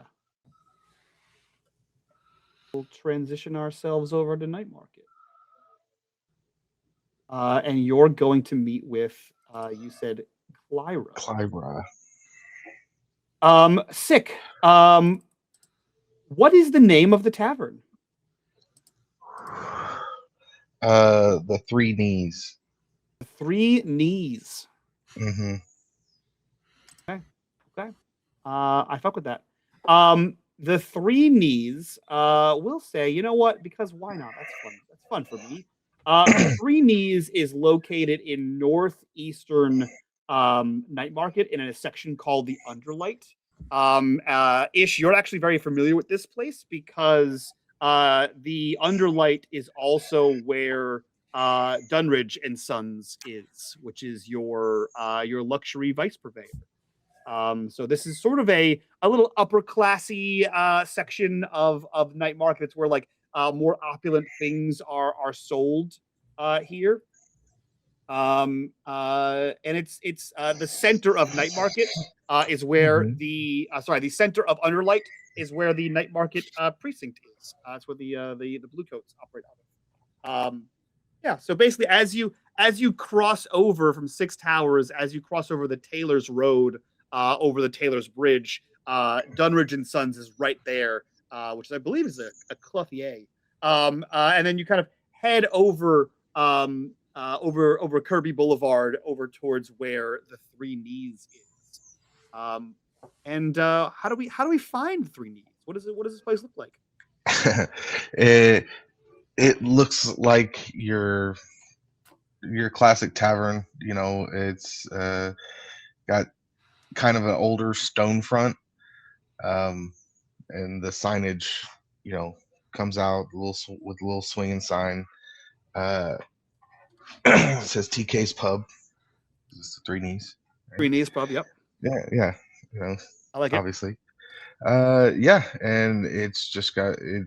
There's nothing fancy about it. You wouldn't take a second look. It's just a pub in the middle of the market for people to stop by and have drinks while they're shopping. Okay. And I imagine it looks like that inside. I'm picturing like and almost like an Irish pub in Boston, right? It just sort of blends in with the facade of the area. Unlike a seedy tavern or a seedy bar, not everyone here looks like a criminal element. It looks like regular people are like about their business as you walk in. And as you walk in, no one is any of the wiser of your criminal, nefarious deeds you have about you. And you walk in, you see, people eating, drinking at the tavern. Staff is, popping to different tables and checking to see if anyone needs refills. Where do you head to find your friend? Well, in the Bennigans of Doskvol, I'm going to make my way. I'm gonna make my way up to the bar. I'm gonna speak to whatever bartender is there, and ask them like, is Clyra working today? She's here. Yes, Clyra is here. She's in her office. Is there something that I can help you with, sir? No. I just I need to speak with her. If you can go let her know that an old friend is here to see her. That would be amazing. That would be amazing. Thank you. Please. Sir, can I have a name for the party? Old friend. Oh, okay. Yes. Sir. And he opens a little latch, scurries through the bar. You see him take he opens a door, and you see a set of stairs lead down into this area. He disappears behind that. And then a minute or so later, you see him come back up the stairs, and he looks over to you and says, Clyra seemed to know exactly who you were. She said you could proceed to the office. Okay. And he's gonna look around. Is there like a climb over? Here. And he's gonna go around and duck under the part of the bar that's supposed to swing up for you to walk through. He's just gonna kind of duck underneath it and awkwardly make his way into the back office. Okay. Yes. Enjoy. He is. No, I was gonna say he's gonna make his way down the stairs, and to her office, and just kind of slowly pull the curtain back. Clyra, there? You open this curtain to her back room. You see it's not like a fancy back room, but it's definitely like it matches the trappings of the place upstairs. The furnishings are nice. You see a couple of like portraits hanging on the walls. There's electric light down here. It smells of rich mahogany. There are many leather-bound books. And you see her sort of look up from her desk and steeple her fingers and say, "An old friend. What do I owe the pleasure?" I needed someone to talk to and maybe a little guidance. I feel like I'm out of my depth in the new adventures that I find myself in.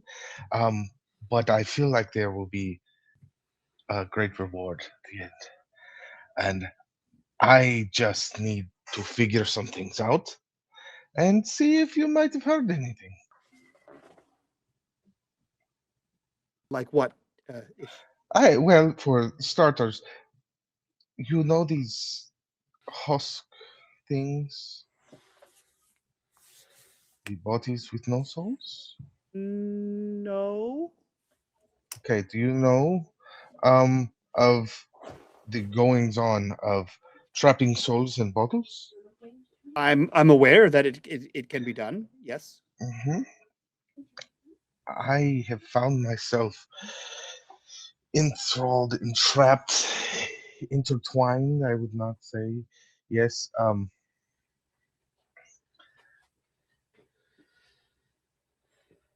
I need you to come with me, and I need you to figure something out. That You need me to come with you. it's not the most Okay. important. Hey. She's talking to the dog. Go ahead. Oh. um I I honestly I am scared and I don't know what to do. And Ish, I can help you with this. I believe so. Also, the pub theme, what is with that? I feel like every time I come in here, it's a whole vibe change. The trick is you have to keep it fresh every time, and then people will come in and they'll think they've been here before, and then it looks different, and they're not sure, and then they stay and try it again, and nothing really changes, but everyone thinks it does. Just no scenery. Um, Sometimes you just move things a few inches to the left, and everyone thinks it's a whole new place. um, well, let's see, where do we stand? I've found myself uh, in a situation. I'm trying to figure out exactly what to ask her because she doesn't seem to know a whole lot. I wanted information on what could possibly be if she knows anybody that does like the husk shit, and I'm at a loss in figuring out. She looks to you, and you see her like ankle booted foot reach out from under her desk and sort of like slide, like kick the chair a little bit towards you. Like you hear that like as it scooches back. She says, sit ish. Um, and you see her like pull out a little small drawer next to the top of the table. She pulls out what looks to be like a very thin like blade almost. And you see her sort of scoops all of her like auburn hair up, and she like twists it once, and you see her wrap it around, and then she grabs this blade and sort of shoop, through the back, tying her hair up into a neat little bun back there. And then you see her sort of lean back and start to like roll up the sleeves of her like this like dress that she's wearing. She needs to roll these things up almost like a button down shirt. And she says, "Tell me, you're encountering you've dabbled in the spirit market." Yes, dabbled. I've been around those who are much more invested in it. I am keen on helping them. I just don't want to come off as a fool, when we're speaking. And there's a lot of things that I have seen that I do not understand, and I was hoping you could help me with that. Of course I can help you. I'm just not. I'm not sure. I'm not sure how.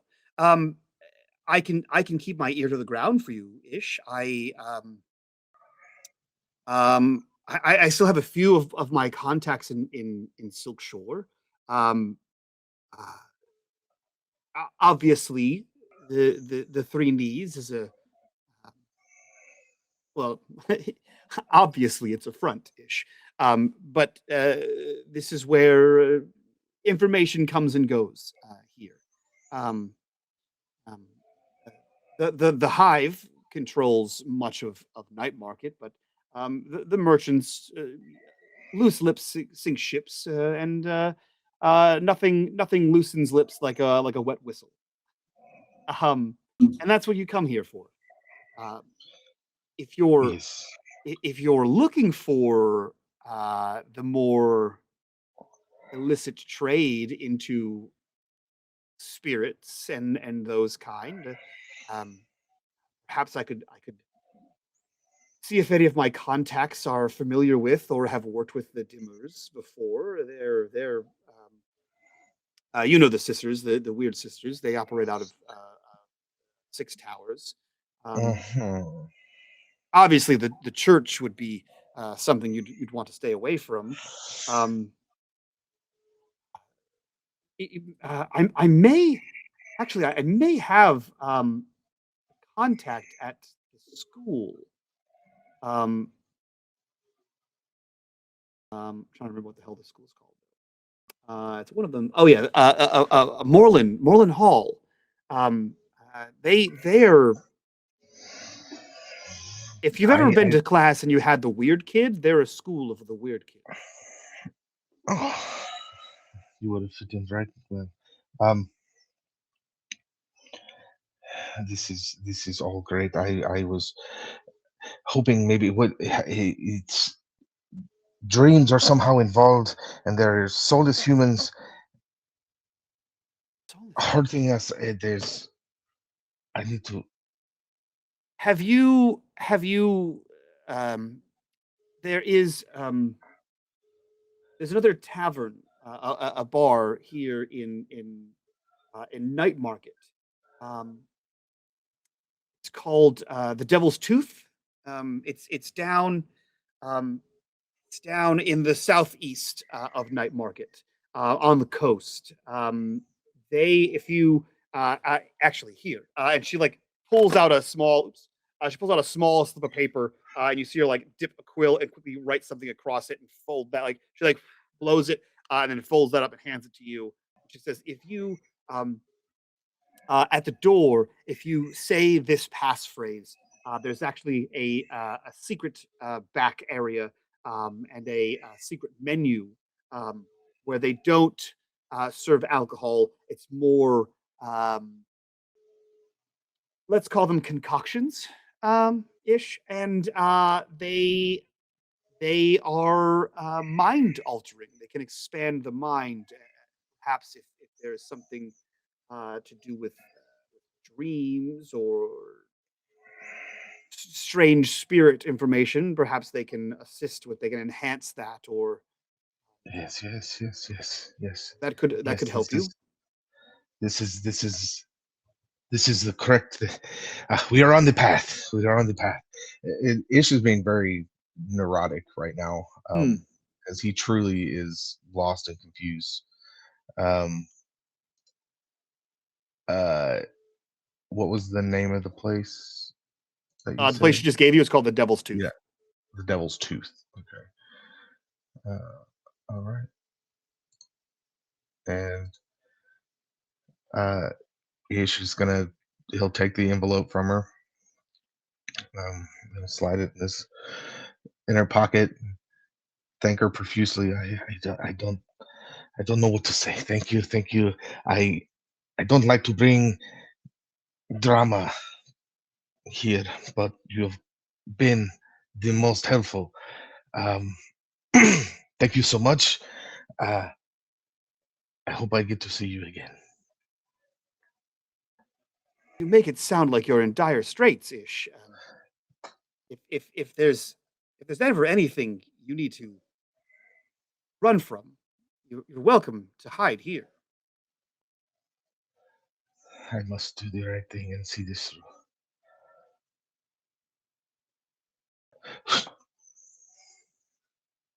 That's him opening the thing. You pass through the curtain, and she says, "Why does he keep doing that?" As you head up the stairs and back out, and I He's not, think, oh, good, he's not nearly as mysterious as he thinks he is. yeah.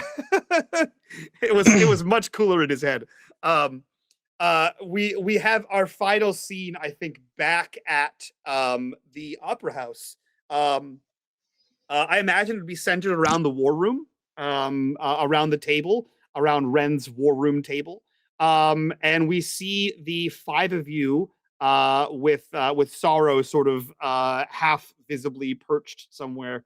We see the five of you gather around the table to share what you have found. And as the camera sort of zooms in on that area, what do we see as our final scene here? in today's episode? It's just hugging. Annika, Wren adds a new figure, a couple of new figures to the board. Ish can now choose between the bonnet, which was there before, and a bowler hat, which I guess is what he regularly wears. So there's two options for Ish. And then she also adds a top hat to represent Skurlock and puts that in his spot, and places her own symbol of a dog next to it. And that's it. Okay. Yeah, that's funny. So you would all notice that there is a top hat on what is very clearly Skurlock Manor. And Wren's symbol is next to that. As you return to the war room to see all this. Bo and Hawke and Ish and Satyr, what are you up to as you congregate? I think Satyr will come in. He come into the war room with the books. He'll lay the books on the table.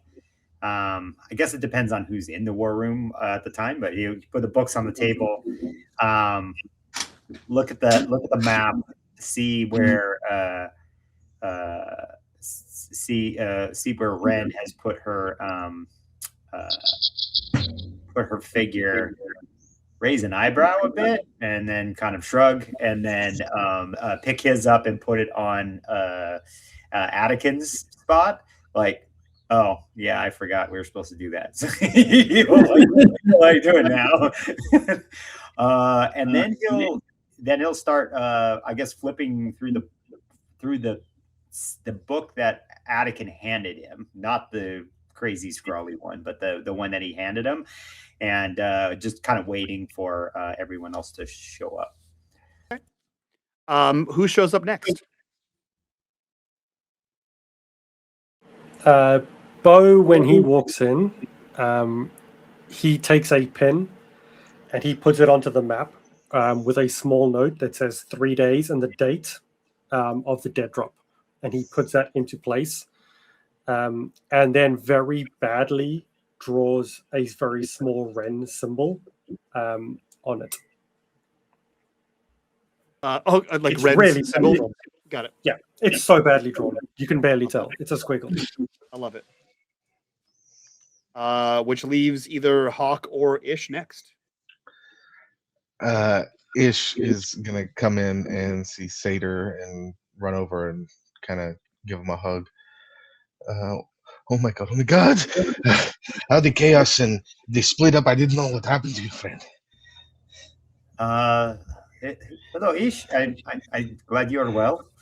Yes. Yeah, I am well. We all Maybe fought you. valiantly, all of us. We were all there fighting for each other. It was nice. You disappeared so quickly. So it's good to know you're well. Oh, I was behind you. You could not see me. Yes, the stealthiness of Ish. Yes, it is. Yes. It is Stealth. well rumored and spoken and whispers all over about how stealthy you are. Yes. Yes. I while I was wandering around, I went in and expertly talked a confidant into some information. She wasn't giving it willingly, but through my cunning and sly ability, I was able to coax it out of her. And he pulls out an envelope. You are truly a master, Ish. Maybe we can see what these dreams are about, no? Huh? He's just gonna like throw it on the table. Mm-hmm. And Hawke? Okay. No, it's fine. I'll just wait. Oh, I'm sorry. G, I muted you. Yeah, I know. Hawke has been, or she was already sitting there. Her feet are out, just up on the table. She doesn't have any blood on her, but she's cleaning the knife or cleaning her blade with a cloth. And then she just flicks it back down and puts it away. all of you have arrived at the war room. I didn't hear from Bo. Oh, Bo's there. Bo put the pin on the board where the teardrop is. My bad. Did the squiggle. That's right. Bo is of little words. So the talkers had to talk. What'd you call him? Who? Everyone? Me? Nothing. I think she'll reach for the other book that Satyr puts down, and she will look through it. I got these books from Anakin. He is not well.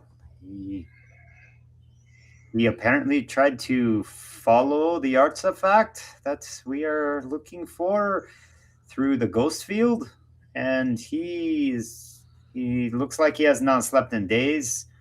He is doing drugs. I tried to get him to come back here just to get some rest and for us to speak with him more, but he vanished through the floor and I could not find him.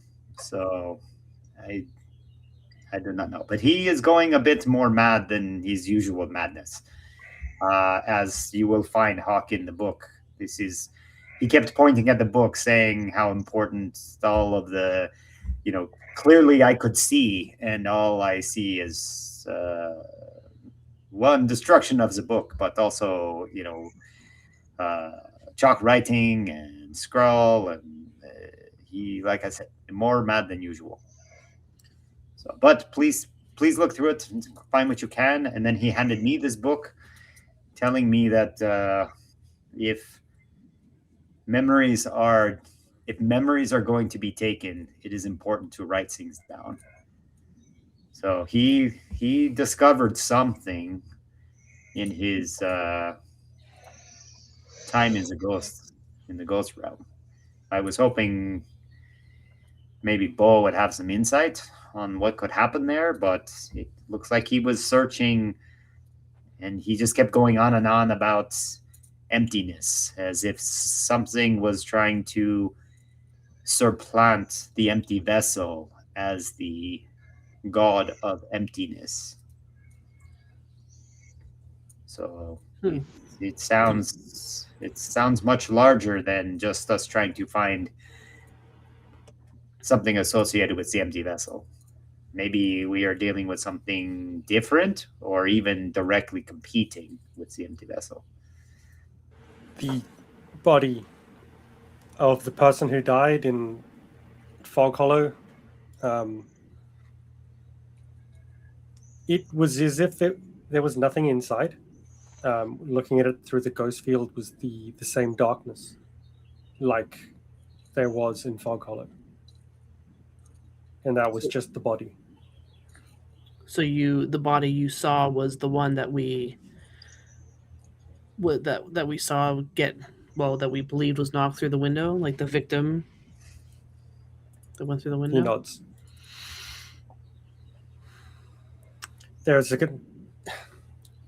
The body's going to be dropped off.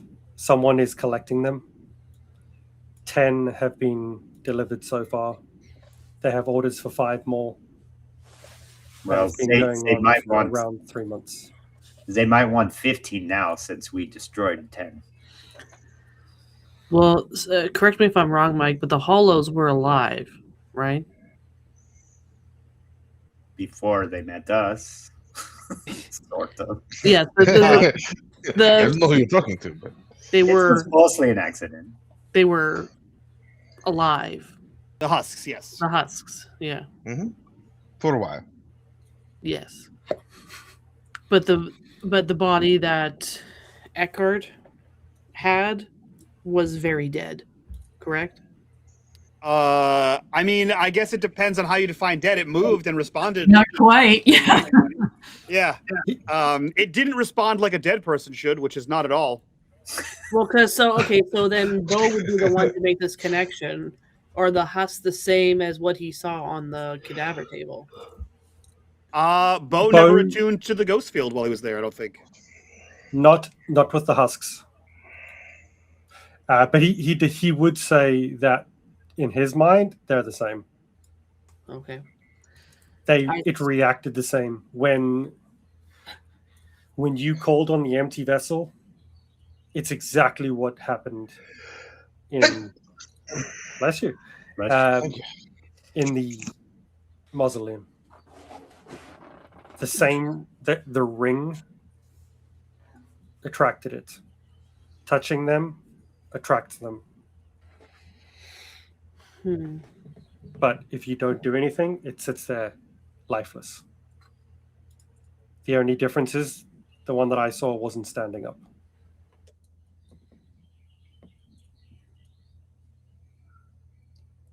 But it's not decaying.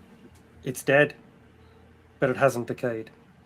It's been dead for 7 days. It should. It's as if it's alive.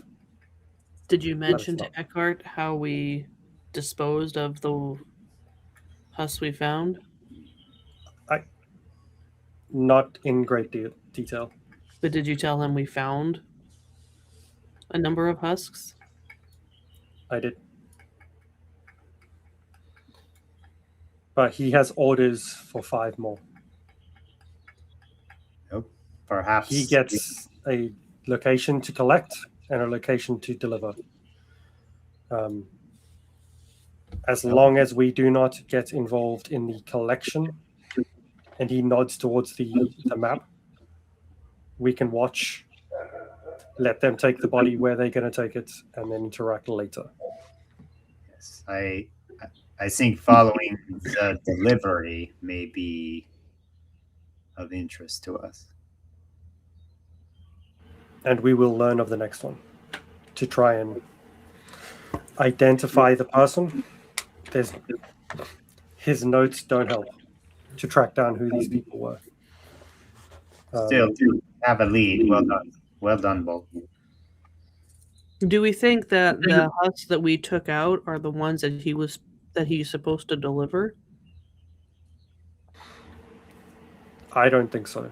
He's been doing this for 3 months.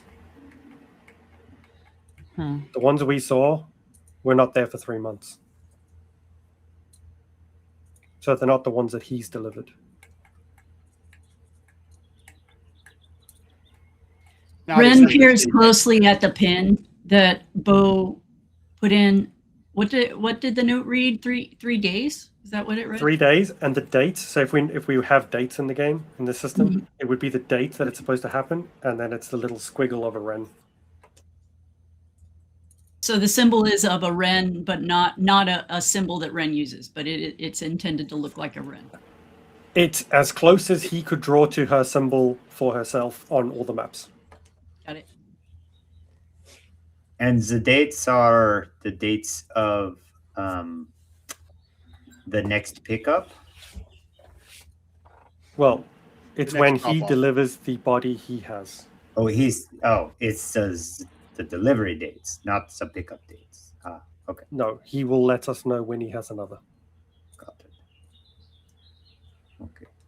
But he is getting told exactly where to pick them up.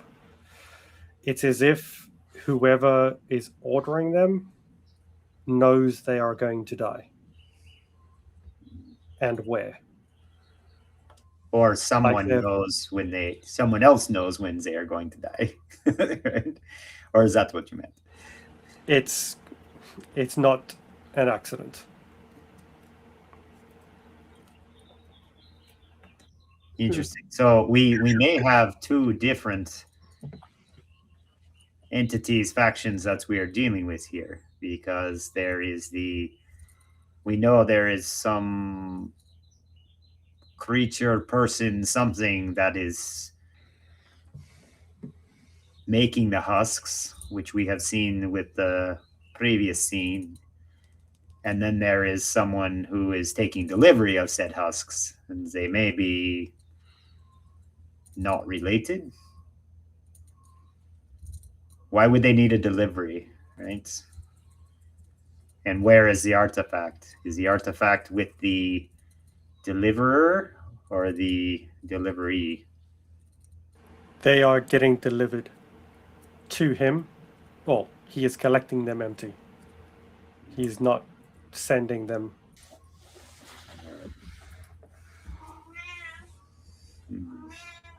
I will say, Bo, he made it seem like he's collecting them before they're due to be incinerated. So somewhere in between death and incineration is when he gets them there.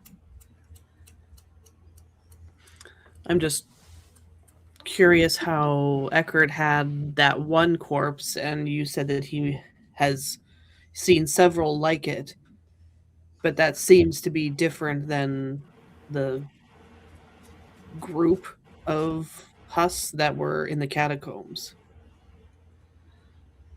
Timing? So someone is storing them there for, like, to me that seems like a totally different thing. A different party. Does that That tracks with the information you have. Whether that's correct or not is entirely up to what happens next. But that does make sense for the information you have currently. Wren, did you learn anything from Lord Skurlock from your visit there? No? She shakes her head. Okay. Well, let me tell you a little more about what I learned from Adakin. Like I said, it was lots of madness. And then Satyr will, not to rehash everything, so Satyr will basically give everyone the full story as he remembers it, right, as best he can, about all of the craziness and the candle ritual thing and the wall he was talking to, and trying to spend as much detail as he can around the ghost field, and talking about the emptiness and what he was trying to communicate to him about, that, with the whole book example about, there's a place for things, and that, so he's trying to catch everyone up on that, because so it is very confusing to me. I could not understand it. Well, it is Adakin, so not surprising, but I could not understand all of the messages he was trying to tell, but definitely that there was some conflict around emptiness and about space and belonging. Is the artifact a person, a creature, a living thing? I do not know. That's why I was trying to get Adakin to come back here so we could talk more, but he disappeared into the floor, and because someone killed the cadaver that was on Eckhart's table. Correct. Either the corpse knocked the creature. Well, I'll just call it the creature for now. Either the creature knocked the corpse out of the window, out of that room, or vice versa. The creature knocked the other guy out. Yeah. So we don't know who was being contained in that room. We do not. The only weird thing about that is that everyone else and all the people who lived in that bunkhouse were the people we found in the catacombs. Yes. I think as the five of you ponder the clues you have garnered here, this sounds like the next session will be a score of some kind. This felt like a gather information. It sounds like we have a score in 3 days' time to investigate, intercept, retrieve a body. Who knows what's going on with that? But it sounds like we have a score, which is cool, because then you guys get some more downtime and you guys get to level up some shit, or possibly. But I think the camera starts to pan out as the five of you try to piece together what clues you have about what the hell's happening and how it pertains, to your god, or at least the deity that you worship, the being that you worship. And that is where we will end episode 7 of Always Bloody in Doskvol. What the hell did I call this one? City Below, something like that. I don't remember. What sleeps below? Yeah, that's the one. That's the one. I have too many tabs open with this new screen that's now taking up space. I need a third monitor just for frickin' alchemy. What sleeps below? Yeah, that's where we will wrap up and end episode 7. If anyone has to disappear, do so. Grab a drink, do whatever you're gonna do. If not, come back. We'll do the after show. And if no one leaves, we'll just jump right into it. Let's do it. I can figure it out, and then no one leaves, and then we jump right in. All right, we'll jump in with our resident scaredy cat. We'll go with Kendall and Ish, who was definitely there for the fight last time. So Kendall, what are your stars and wishes from this session? Stars, I really liked John's interaction with the guy, the disappearing in the floor, the crazy person act, and him having to navigate through all that whole entire thing. I thought that was really fun. Chris and the guy dissecting bodies, that was creepy as hell, but like it fit so well. This is all building up to something. Hawke prowling, like in the back of my mind, I'm like, oh, she's gonna do it now. She's gonna kill somebody. This is it. This is where it happens. And the whole time in the back of my mind, I was like, she's like dressed like Batman. And then at one point, she's like, I got a mask on, and it's like not like Batman. Not like Specifically not like Batman. Specifically not like a Batman mask. And I was like, oh, okay. The things that Melissa can do with her character that without like speaking, and your ability to describe in detail like every single thing you're doing is so cool, because I don't have that ability, and to see somebody else use it so masterfully while still being able to like, you know, progress the story of what you're doing was amazing. Those are all stars to me. Because then I went and I was like, I don't know how I'm gonna do any of that. My guy ran and hid, and I don't know who to go to or talk to about what. I don't know what my whole role in this thing was. So I wish I didn't fumble through that talking to the barkeeper. I was like, you know what? I have like a barkeeper lady that I could probably go fucking talk to. Let me try to throw her in the mix. And I mean that was.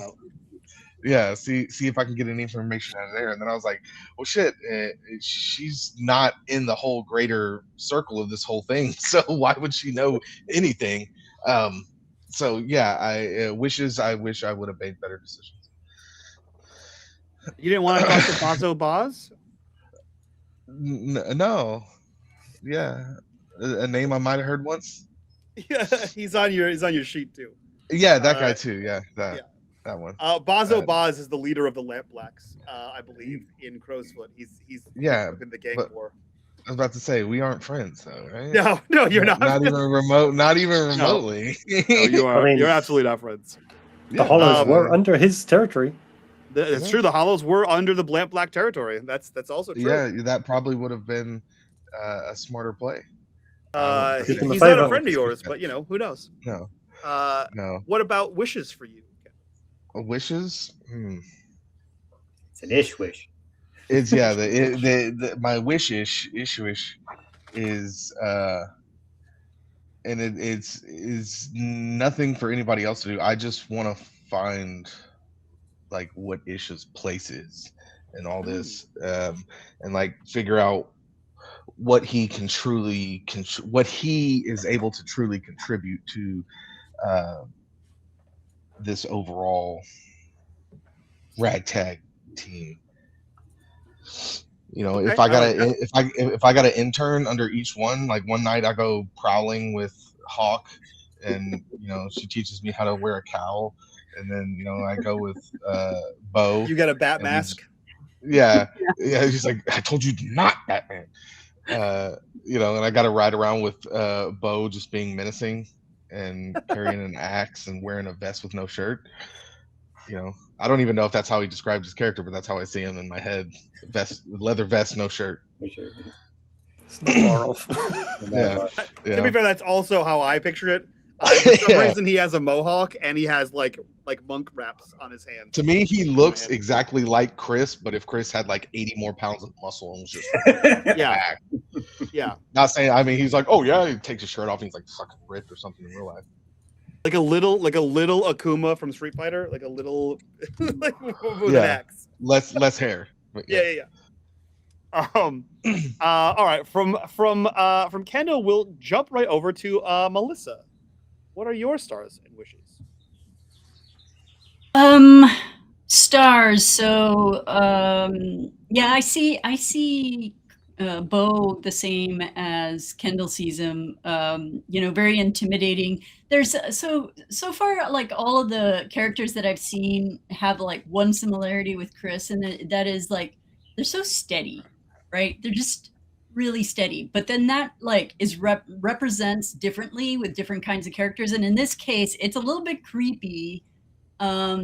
And in one way it's because of that intimidation because of the size, but in another way it's creepy because like there's this comfort with the macabre, that very very steady, and in that case it's a little bit creepy because why are you so steady in those scenarios, you know what I mean? Satyr, as always, I feel like both John and Kendall contribute like little minor comedy breaks, which I think is very, very important when you're trying to offset some of the, and here I'll just jump in with a star for Mike with the vibe and the atmosphere, that is being portrayed in this really dark, really desperate world. Right. So it's good to have those comedy breaks. In this case, I really enjoyed when Satyr was like, come to Doskvol, they said, that was really great. And what I also liked was the tender, maybe that's not the right word, but the caring way that he was treating Anakin. That was really nice. Interesting part of Satyr's personality to observe. And like, who else do we have? Hawke. Yeah, gee, that was seriously gruesome. Good job. Good job. You definitely carried the gruesome off very, very well. So well done.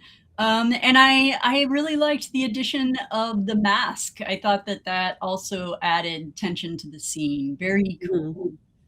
And then for Ish, I think, like I said, comedy break, but also I really like that you made the decision to not make Ish a hero, right? Like not be included, because none of these people are good guys, right? And yeah, sometimes you might just choose to not be included in that fight, which seems like a bad idea, right? So that was really cool, and the claim of being there and everything, that was great too. But the moment that I chuckled the most was when I don't think it was intended to be a joke, but when you referred to your character as enthralled, entrapped, intertwined with these people, right? That was very cool.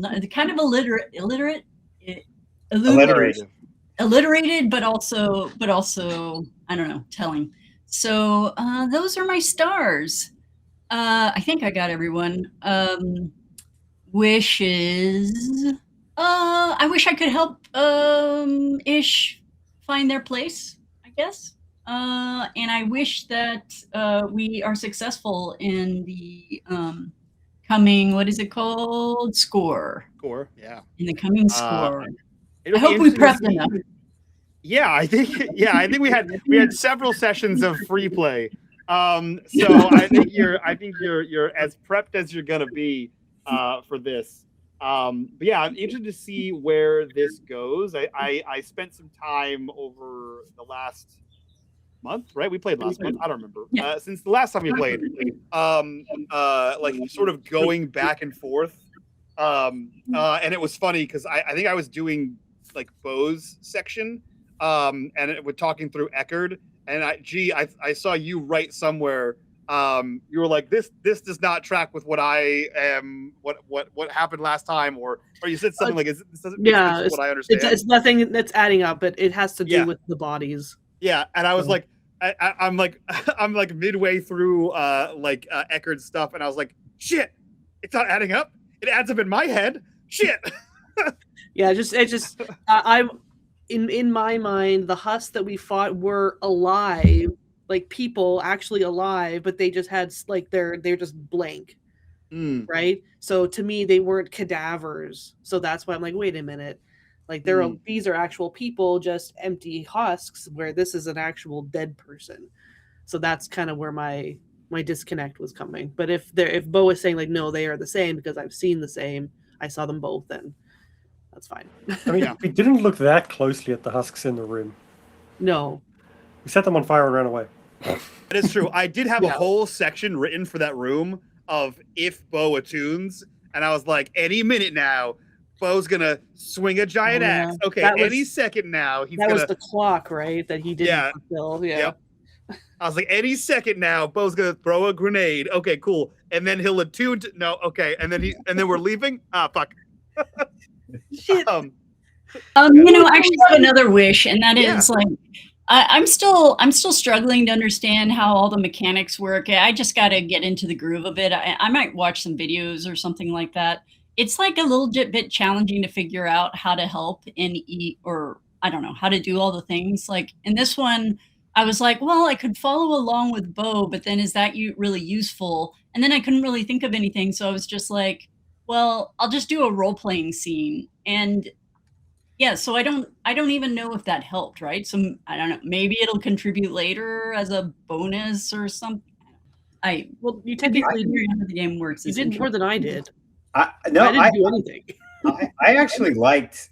I mean, not to jump ahead to my stars here, but I liked the character study of both Hawke and Wren. Like that's the way I looked at it. Was like, hey, we don't exactly have a contact that maybe or maybe isn't going to help in the score part of it, but here's a cool character, just a cute, cool character moment. And I mean, I like RPGs, not just because of like, hey, you know, hack and slash and loot, right? Yeah, I have D&D for that. But the character part, you know, on these types of games is the fun part, and so I enjoyed those scenes just because they were cool. So. Yeah, and that's why I really liked the initiative scene as well. It was very in character. I agree. 100%. And don't you worry, Melissa. Skurlock might not have a mechanical +1 for your next score, but you just did what he asked, which was fill me in, which means now you have put Skurlock back into play, because really that was I like that character. He's probably one of my favorite NPCs in the book, and like I always put him in places. And I dangled the carrot next to Bo, and he was like, I don't know about that guy. That guy is a little bit terrifying, even for me. And so I was like, well, that's completely optional. He is not integral to the plot. Like you can solve it without him. You don't need him at all. So it was literally based on like if anyone else interacts with him and pulls him back in is the only way he'll be involved. So now I get to involve him, which is great because that's my guy. So that'll for sure happen. But John, since you already started talking, we'll do you next. What are your stars and wishes? Well, I mean, I kind of opened with the character moments, but just to talk a little more about that. Hawke's character introspection moment of the pretty goddamn gruesome description of the murder there. I think my favorite part of all that was just the whispering, "Hey, come here," or I don't remember exactly, but it was just like the whisper. I'm like, yeah, that's some messed up stuff. Gee, that's pretty good. So, trying. I enjoyed that.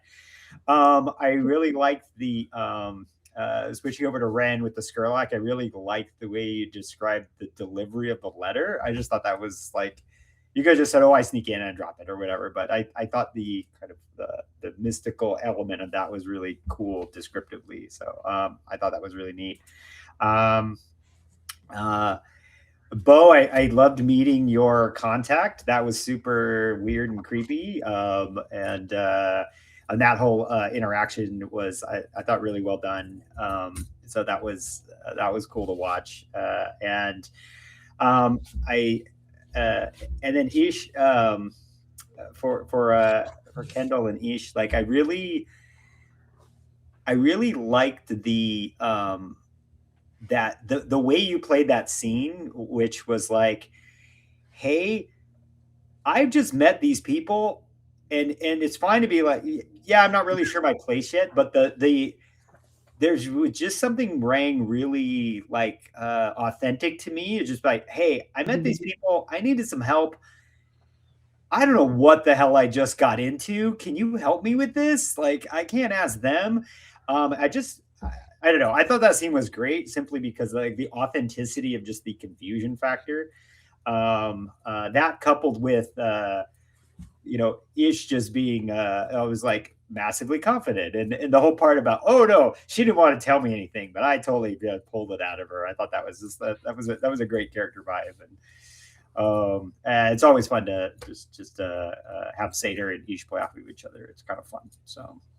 And then Mike, just as always, Anakin is an awesome NPC. So well done, giving us information and not telling us anything all at the same time in a confusing jumble of chaos. So I love that. That was perfect, Anakin. Which is like there was some nuggets in there, and maybe I can figure them out, maybe not. So that's apparently become my specialty, is telling everyone so many things and also nothing at the same time. To be like, here's a bunch of words. Now you figure out what I meant. Goodbye. Yeah. Bye, everybody. And then wish is just to for our score to be fruitful. I'll just leave it at that. Don't have too much more than that. Double sixes. Yeah, all the way. It happen again. So. This time there'll be more to it. Double sixes won't win the day. This time. Let's jump to G. What are your stars and wishes? +1 to what everyone already said. I always love meeting a new NPC. So I really liked Eckert. Just his whole demeanor and his vibe, and how you described his interaction with Bo. And I got the sense that they have like a good, not friendship, but they have a really good working relationship between the two of them. I thought you guys role played that very well. And we got some really good information from him. So kudos to Chris for going to see his corpse thief. And then with Satyr and Anakin, Anakin's always a great time. Mike, you did a really good job setting up a really creepy and unsettling like atmosphere, and John really was pretty cautious about it, but I love how he took it step by step and just like let himself like reveal the whole thing slowly to himself. He just didn't rush in and then be like, hey, what's going on? Like it was a slow burn scene, and I really liked it. The only way you could have made it more creepy if he was like literally standing in the corner, like Blair Witch style. Like to me, that's the only way that could have been any creepier. So yeah, big star for that.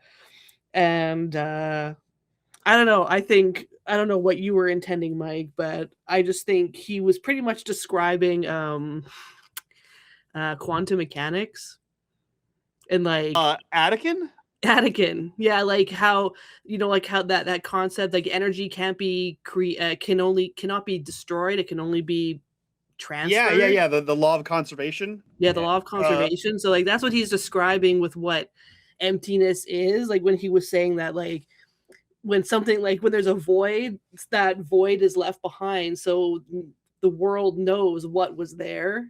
To me, that's just what that sounded like. But then this new thing is actually deleting stuff, or like removing something completely from existence, so that space no longer exists.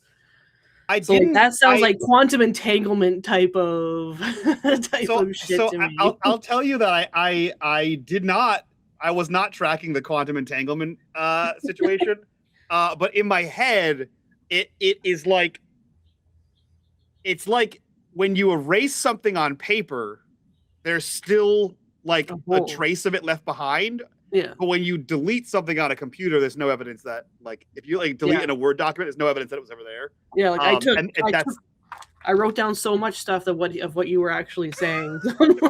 I'm like, yes, this is clicking for me. I can't explain how it's clicking, but yeah, it makes total sense. Perfect. Yeah, it was Schrodinger's ghost.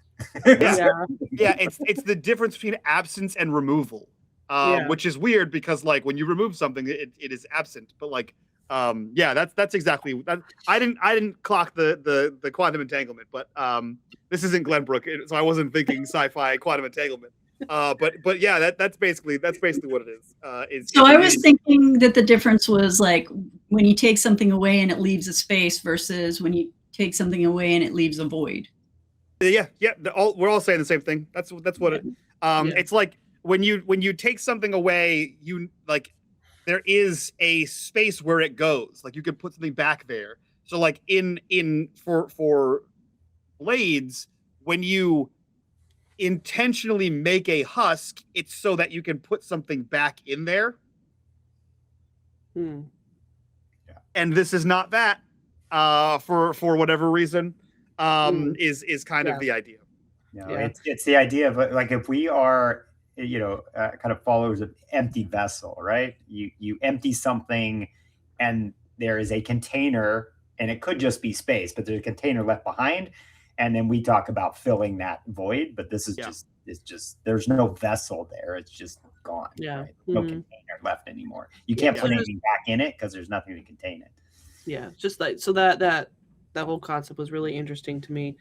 Wren, my star for Wren specifically is when she came across that crack in her footing and she's like, break your mother's back. I really like that. That was really dope. And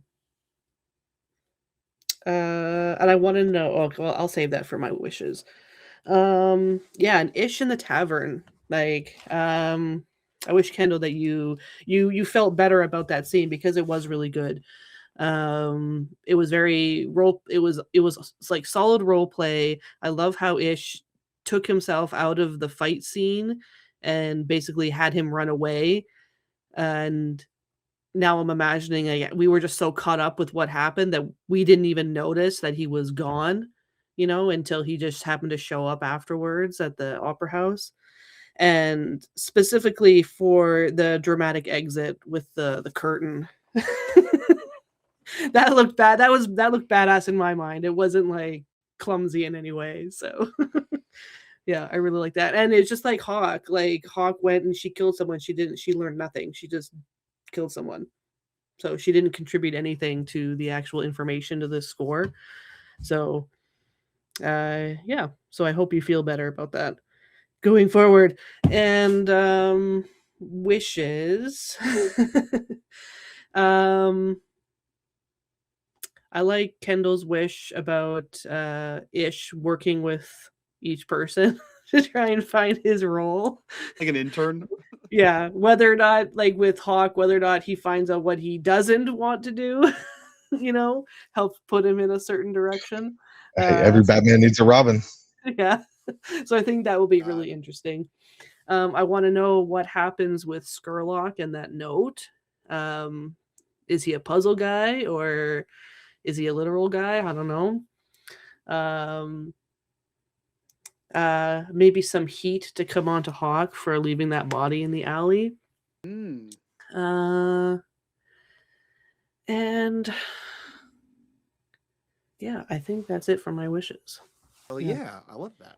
Don't worry, I got some heat for you. Yeah. Last but not least, Chris, what about you? Don't want to rehash everything that everyone's already said, but Hawke is incredibly disturbing, and I love it. Correct. I am really glad that John was the one to deal with Anakin because Satyr is clearly the smart one, and John is smart enough to deal with that, so fantastic. Ish, I just love how awkwardly cool he is. He is clearly cool, but he is clearly awkward, and I absolutely love it. So full marks to Kendall for that.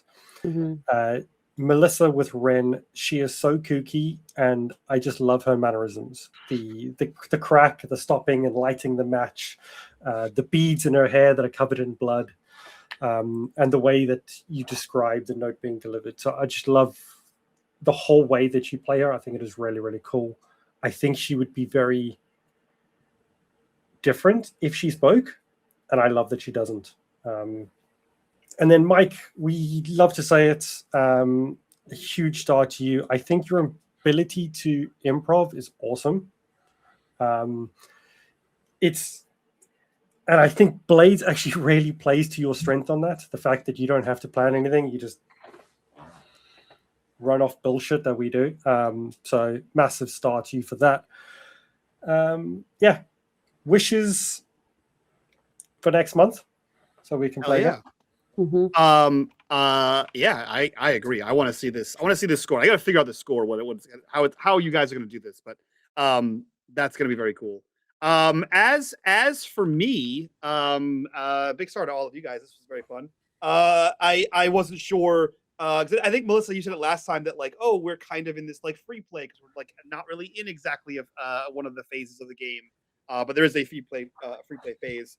And I think we've been here for a little bit. We've been here for a comfortable amount of time. I think it's time to shuffle off into the next one. Yeah, I had fun bringing Eckerd to life. That was very cool. And I intentionally wanted him to be a mirror to Bo, who also does it like Bo. I made Eckerd to be what my interpretation of Bo is, which is a person who doesn't speak often enough to be ignored, and when they speak, everyone goes, hmm? And that's what Eckerd is. Like they didn't have their conversation might have been 25 words the whole time. And it was very like, yep, see that? Crazy. I did like that in that convo, Bo was the chatty one. Yeah. It's like they're both very like stoic, and like whatever they have to say is meant to be taken with like a level of like pay attention because I don't speak. And I think that was perfect. For Chris to go there. And I actually have in my notes for that section was like if Bo attunes. And I was like, God damn it, Chris! If you don't attune this time, I swear to God, I swear. I was so tempted to not to, and I was like, Mike's gonna want me to. Yeah, I was like, I have a bullet point for this Yes. specific thing. Has to happen. Anakin, as always, is a blast. Kendall, this is your first time seeing Anakin, I believe. But everyone else got introduced to Anakin on the first episode, and everyone was like, "What the fuck is with that guy? That guy is batshit." He's also let me see, where's my? He's also played by Alexander Skarsgård. So if you no, I'm sorry, Bill Skarsgård, right? That's the one, the Pennywise. dad? Pennywise. Oh, yeah, Pennywise is Bill. Alexander is Randall Flagg in the. Oh yeah, Yeah. he's the hot vampire guy. Yeah. No. So imagine a very twitchy Bill Skarsgård covered in tattoos, like runic tattoos. So basically like Bill Skarsgård so from like- that shitty Crow movie. Didn't he play Floki on the Vikings show? No, that was the other Skarsgård. That was the other. Okay. Well, that That guy's was a Skarsgård too. Yeah. Jesus. There's like 5 of them or Yeah, something. there's a bunch of Oh my Skarsgårds. Yeah. I think there's four brothers and a dad, or 3 brothers Yeah. and a dad. I think there's 4 brothers and the dad. And a Yeah, son, so I think. he's a batshit crazy occultist. And he's fun. He's a fun guy. As everyone said, gee, that was gross. I loved it. That was very cool. And I'm glad I just said, go ahead. As you want to murder people, go nuts. I'm not gonna have to like role play and like you just want to murder somebody, you can full carte blanche describe how you murder somebody. And it went gross. So that was fun. Melissa, everyone has said how you portray your character without like them talking, which is great. But my favorite part was when I asked you like, what's your intention for the letter? And then you just leaped into describing the letter, and how it is like when a dungeon master makes a puzzle and they're like, fucking nailed it, and they give it to the players and the players go, I don't know anything about this. What is this? You just described a series of like pictographs that only hold meaning to Wren, and then someone else is going to be like, okay, and we're shaking hands about a pineapple. And then what is this? And then there's so many arrows. These are just a bunch of squares. So I love the idea that like Wren shows pictograms and maps to speak. Fortunately, it's Sherlock, and he's a very intelligent character. I'm hoping he makes a good role. That's yeah. my I hope. just love the idea that in a world of words, you said pictures. Like quite literally pictures. Was very fun to me. I did not expect. At first, I expected the envelope to just be the bead. That was the only thing you mentioned, and that's why I was like, okay, what's your intention for the bead? Because I have ways around figuring out intention in this game. But then you were like, and then there's these bunch of papers, and I was like, oh shit, there's a whole lot more in here. He's like opens the letter and it's like a pop-out birthday card with like different levels. And there's like a lever on it that moves, and the dinosaur opens its mouth, and you're like, what the fuck? So this was very cool. The hands on the clatter ring actually come out and they come back together in the paper. That was very cool. And I will second Melissa's compliment to you, John. I did not, and not for any like negative reason, but I did not expect like compassionate Satyr when it came to Anakin, or at least not to the level that you were like, oh, buddy, you're fucked up. Like I gotta get you. We gotta get you some tea and a jacket and a nap. Like you're in a bad way, big guy. I did not expect that much. I kind of expected that you're being crazy. I'll take these books. Gotta go. Gotta get out of here. No. See, the thing about Satyr is Satyr knows people, and people are to be used.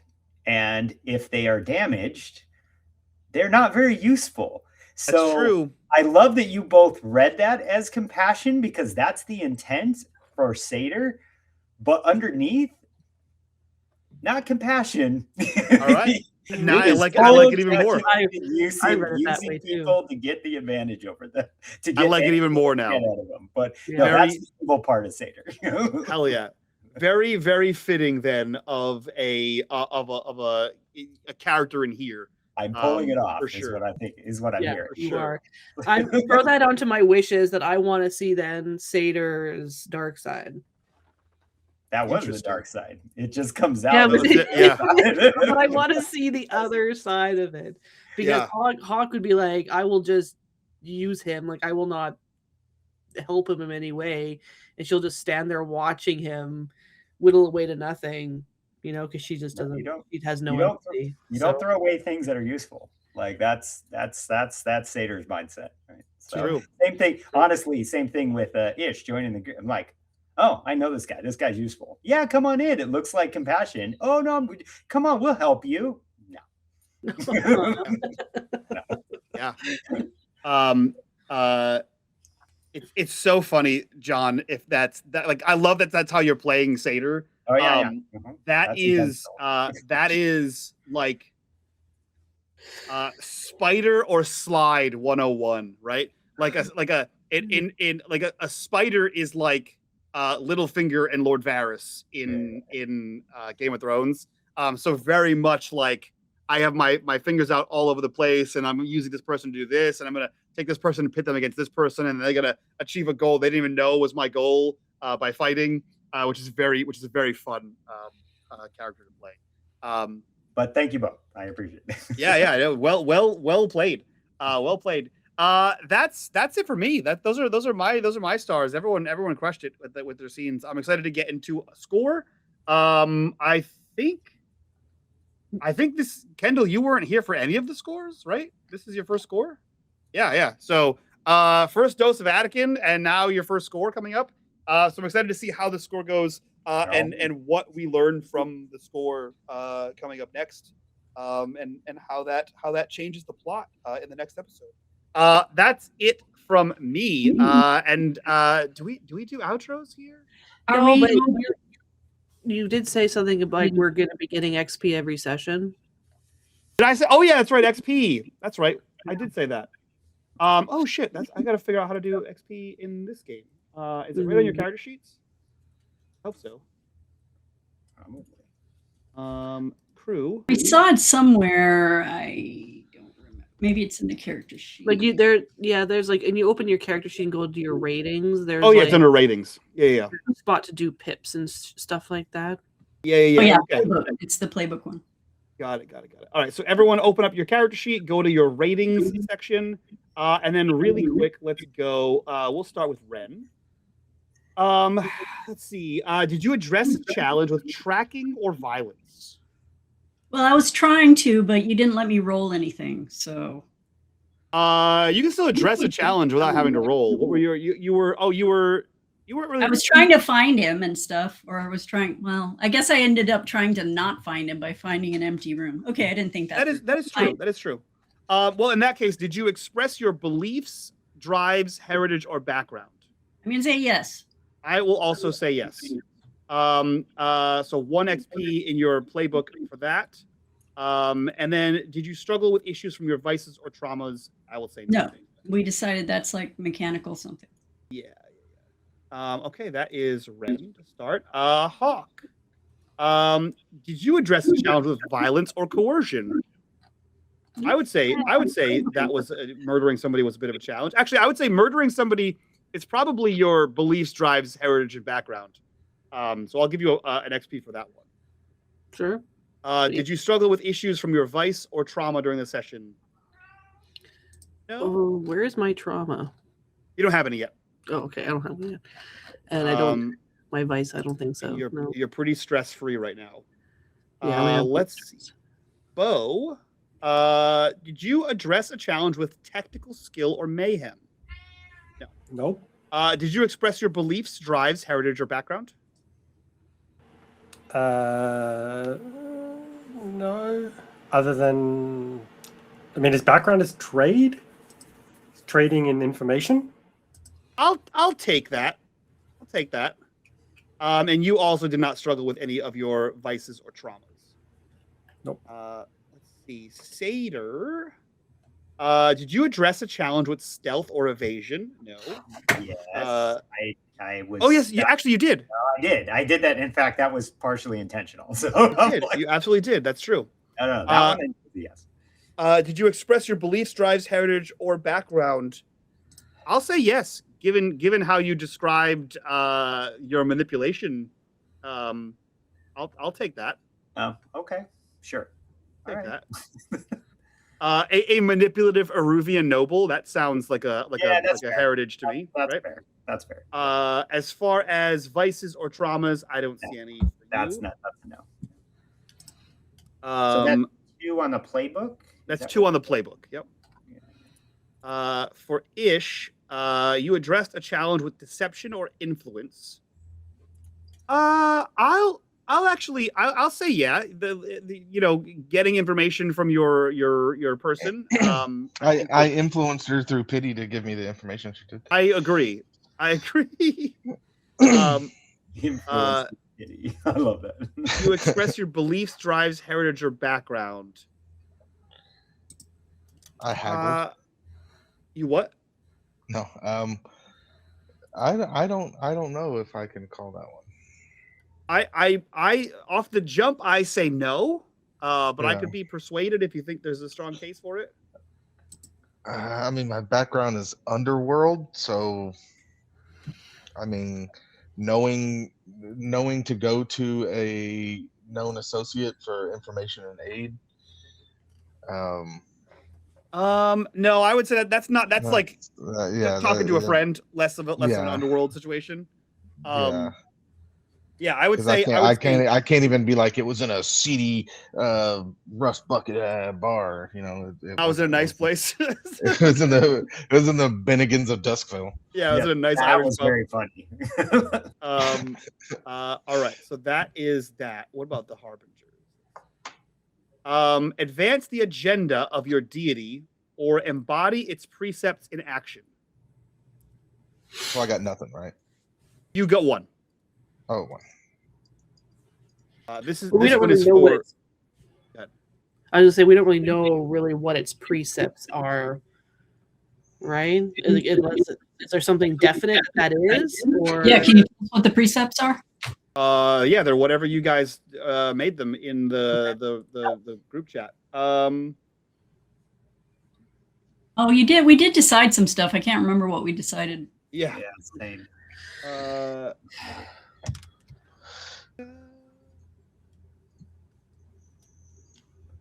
I'm in the wrong group chat. Like, why am I seeing a dot pop up in my search? If I actually go into Melissa's channel. What did we pick? Empty vessel.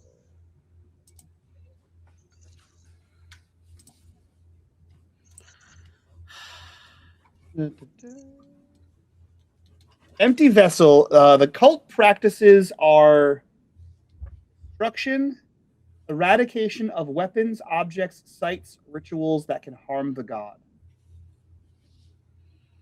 I would say, I'm tempted to say yes. Yeah, saying assuming it's trying to that come for the god. site. Yeah, assuming that site that we blew up was. Yeah, I'm tempted to say yes. I'll give 1 point for that.